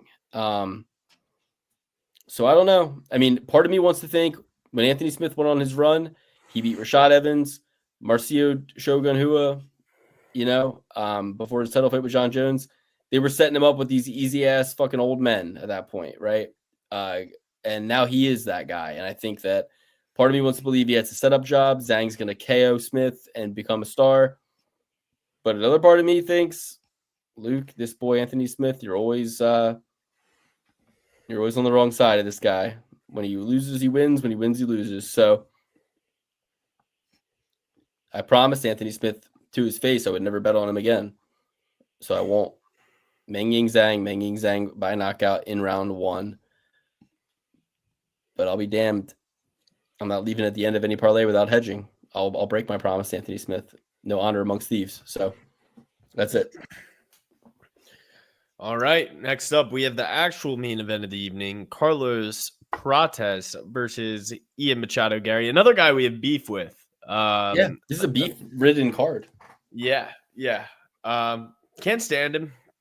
But I will say this. I do think Ian Garry is a more well-rounded fighter. I think Ian Garry, if you had this... Ian Machado Garry, if he had a full camp for this one, maybe I would take him over Prates. But I don't know. I don't feel good about taking Prates because we saw what Ian Machado Garry did to Michael Venom Page. You know, I thought he lost that fight nonetheless, but he did take him down. He did ride him.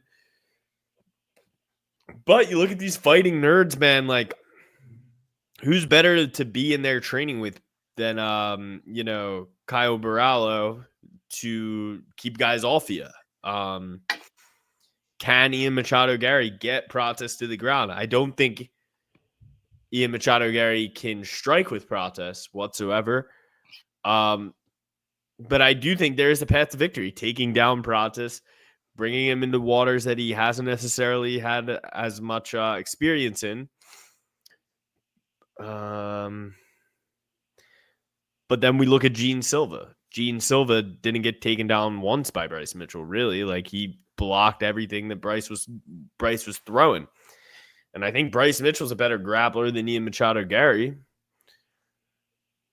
I'm going with Carlos Prates. I don't feel good about it, and I definitely wouldn't feel as good about it if Ian Machado Garry had a full camp. Yeah, I'm going to ride with the fight nerds here. Can't go wrong with that statistic. 310 to nothing, whatever their record is as a camp. Certainly not a fan of. Actually, I am kind of a fan of Ian Garry. I like the way he's played it these last couple of years. But regardless, I think Prates is a little bit more heartier, a little bit more of a man, I'd say. I think when the shots go rip into Gary's body, I think he's going to have a little bit of quit in him. Will the grappling be at play here? I don't know. I feel like that whoever the coaches are at Fighting Nerds will have him geared up and ready to go for that.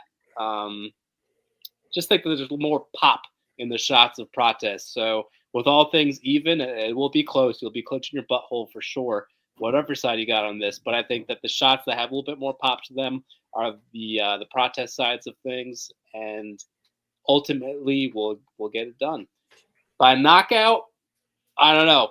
Seems like Gary's been pretty sturdy in that regard. So maybe a overplay. Maybe I wouldn't bet by decision, but maybe an over. But I'm gonna go with Prates. I mean, Keenan Song cleaned Ian Gary's clock. He rocked him. Yeah, he was close to finishing that. He's been hit before. He's been hit. He's hittable. Ian Garry for me. There would be nothing I would enjoy more than seeing Carlos Prates come out and do what Diego couldn't do, which is, as an underdog main event, come in and make it look easy, get a knockout win, round 1, 2, or 3. But I guess I'm just a beaten man who's completely broken by Diego's inability to knock Alexander Volkanovski out in round 1, 2, or 3. So now I'm just second guessing everything. And I do remember thinking 7-1 Ian Garry by decision against Rakhmonov, like maybe.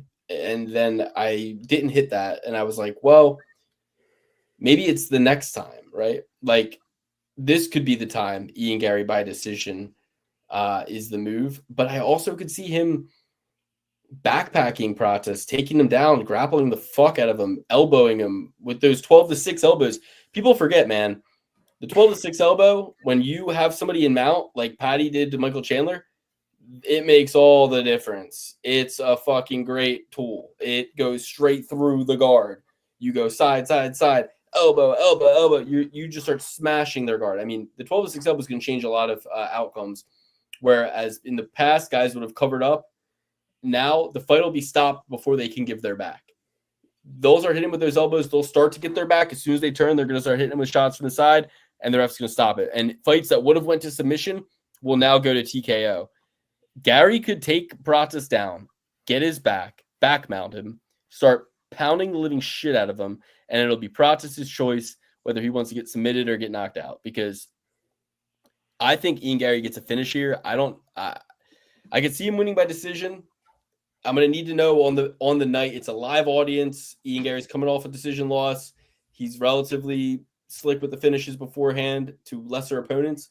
So is Prates. So part of me says, oh, these guys with all these finishes on their record, this fight can't go the distance. And then it does because there's hesitancy, because Garry does some grappling, but not enough time to get the submission or the finish. So ends up just going to the next round, starts on the feet again. Ian's the better striker, I think. Like, Prates is dangerous. Ian is these guys have both had their success against old ass opponents who are washed up. Now it's a true clash. I think this will be the fight people thought the Rakhmonov Garry fight was going to be in many ways, but I'm just going to ride with Ian Garry, man. I mean, like I said, nothing would make me happier than to be like, I'm betting Mingying Zhang by knockout round 1 and Prates by knockout round 1 or 2.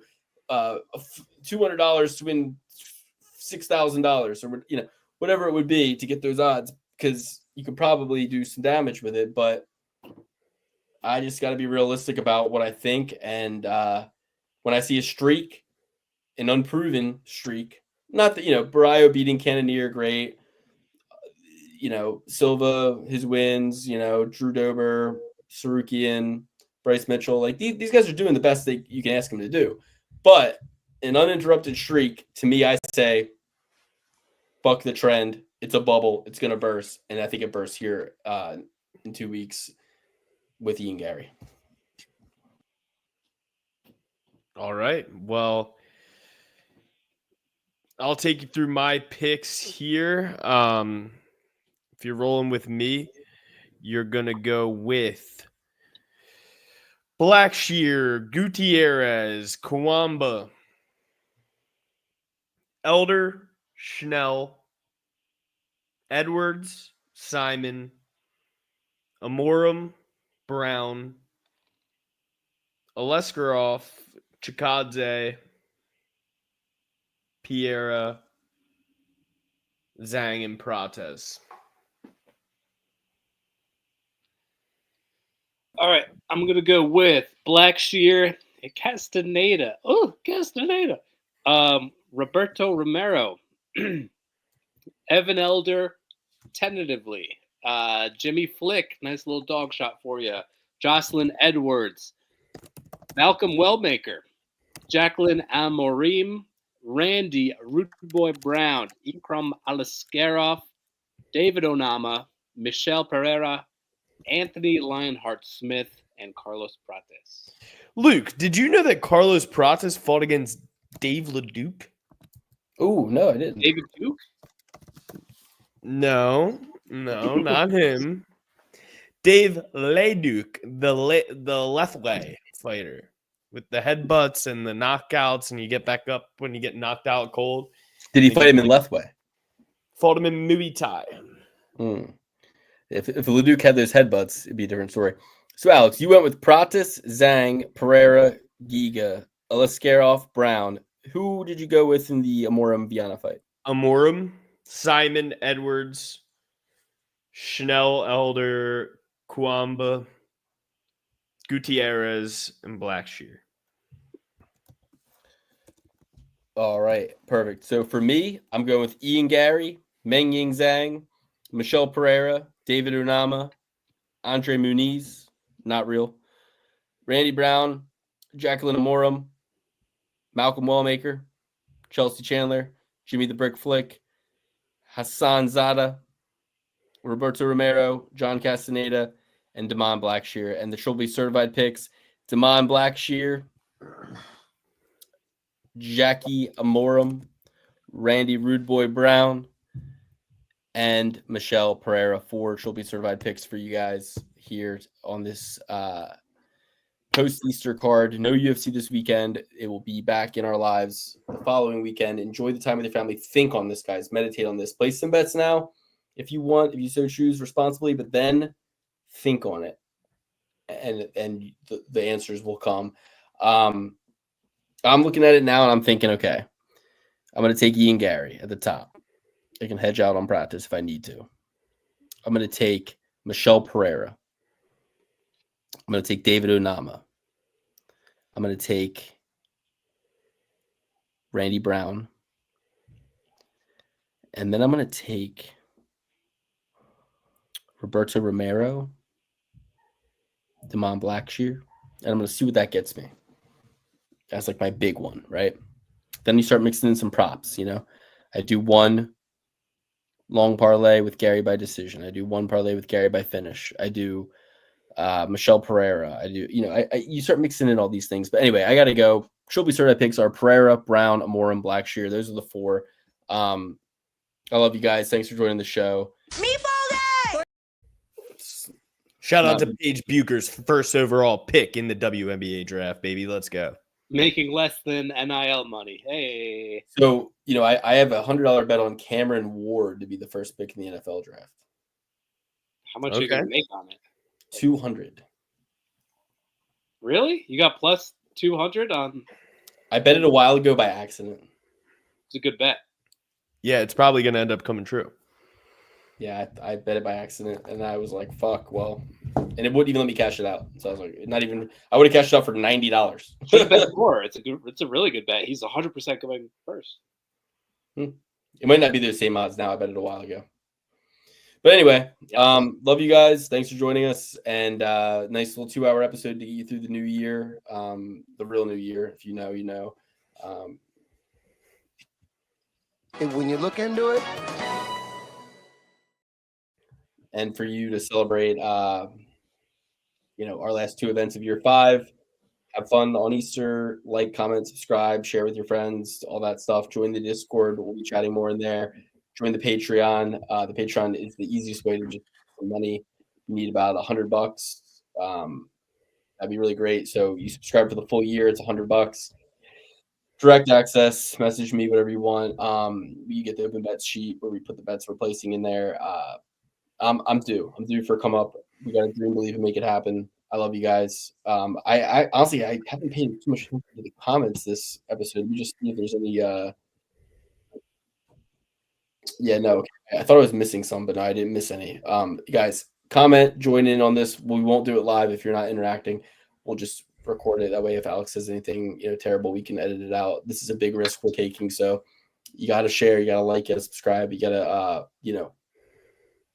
As a comedian, I like to take risks and push boundaries, and so I get to make funny jokes sometimes, but I'm going to apologize anyway because I'm a loser. Any of size. All right, we love you guys. Thanks so much for joining us. Happy Easter. We'll see you. I don't know when we'll be back. Maybe we'll be back Easter Monday. Maybe we'll be back, if we have any burning changes that need to be made, maybe we'll come back later in the week and make them. But in the meantime, Discord, Patreon, all those things, and we love you. Hell yeah. I don't give a fuck.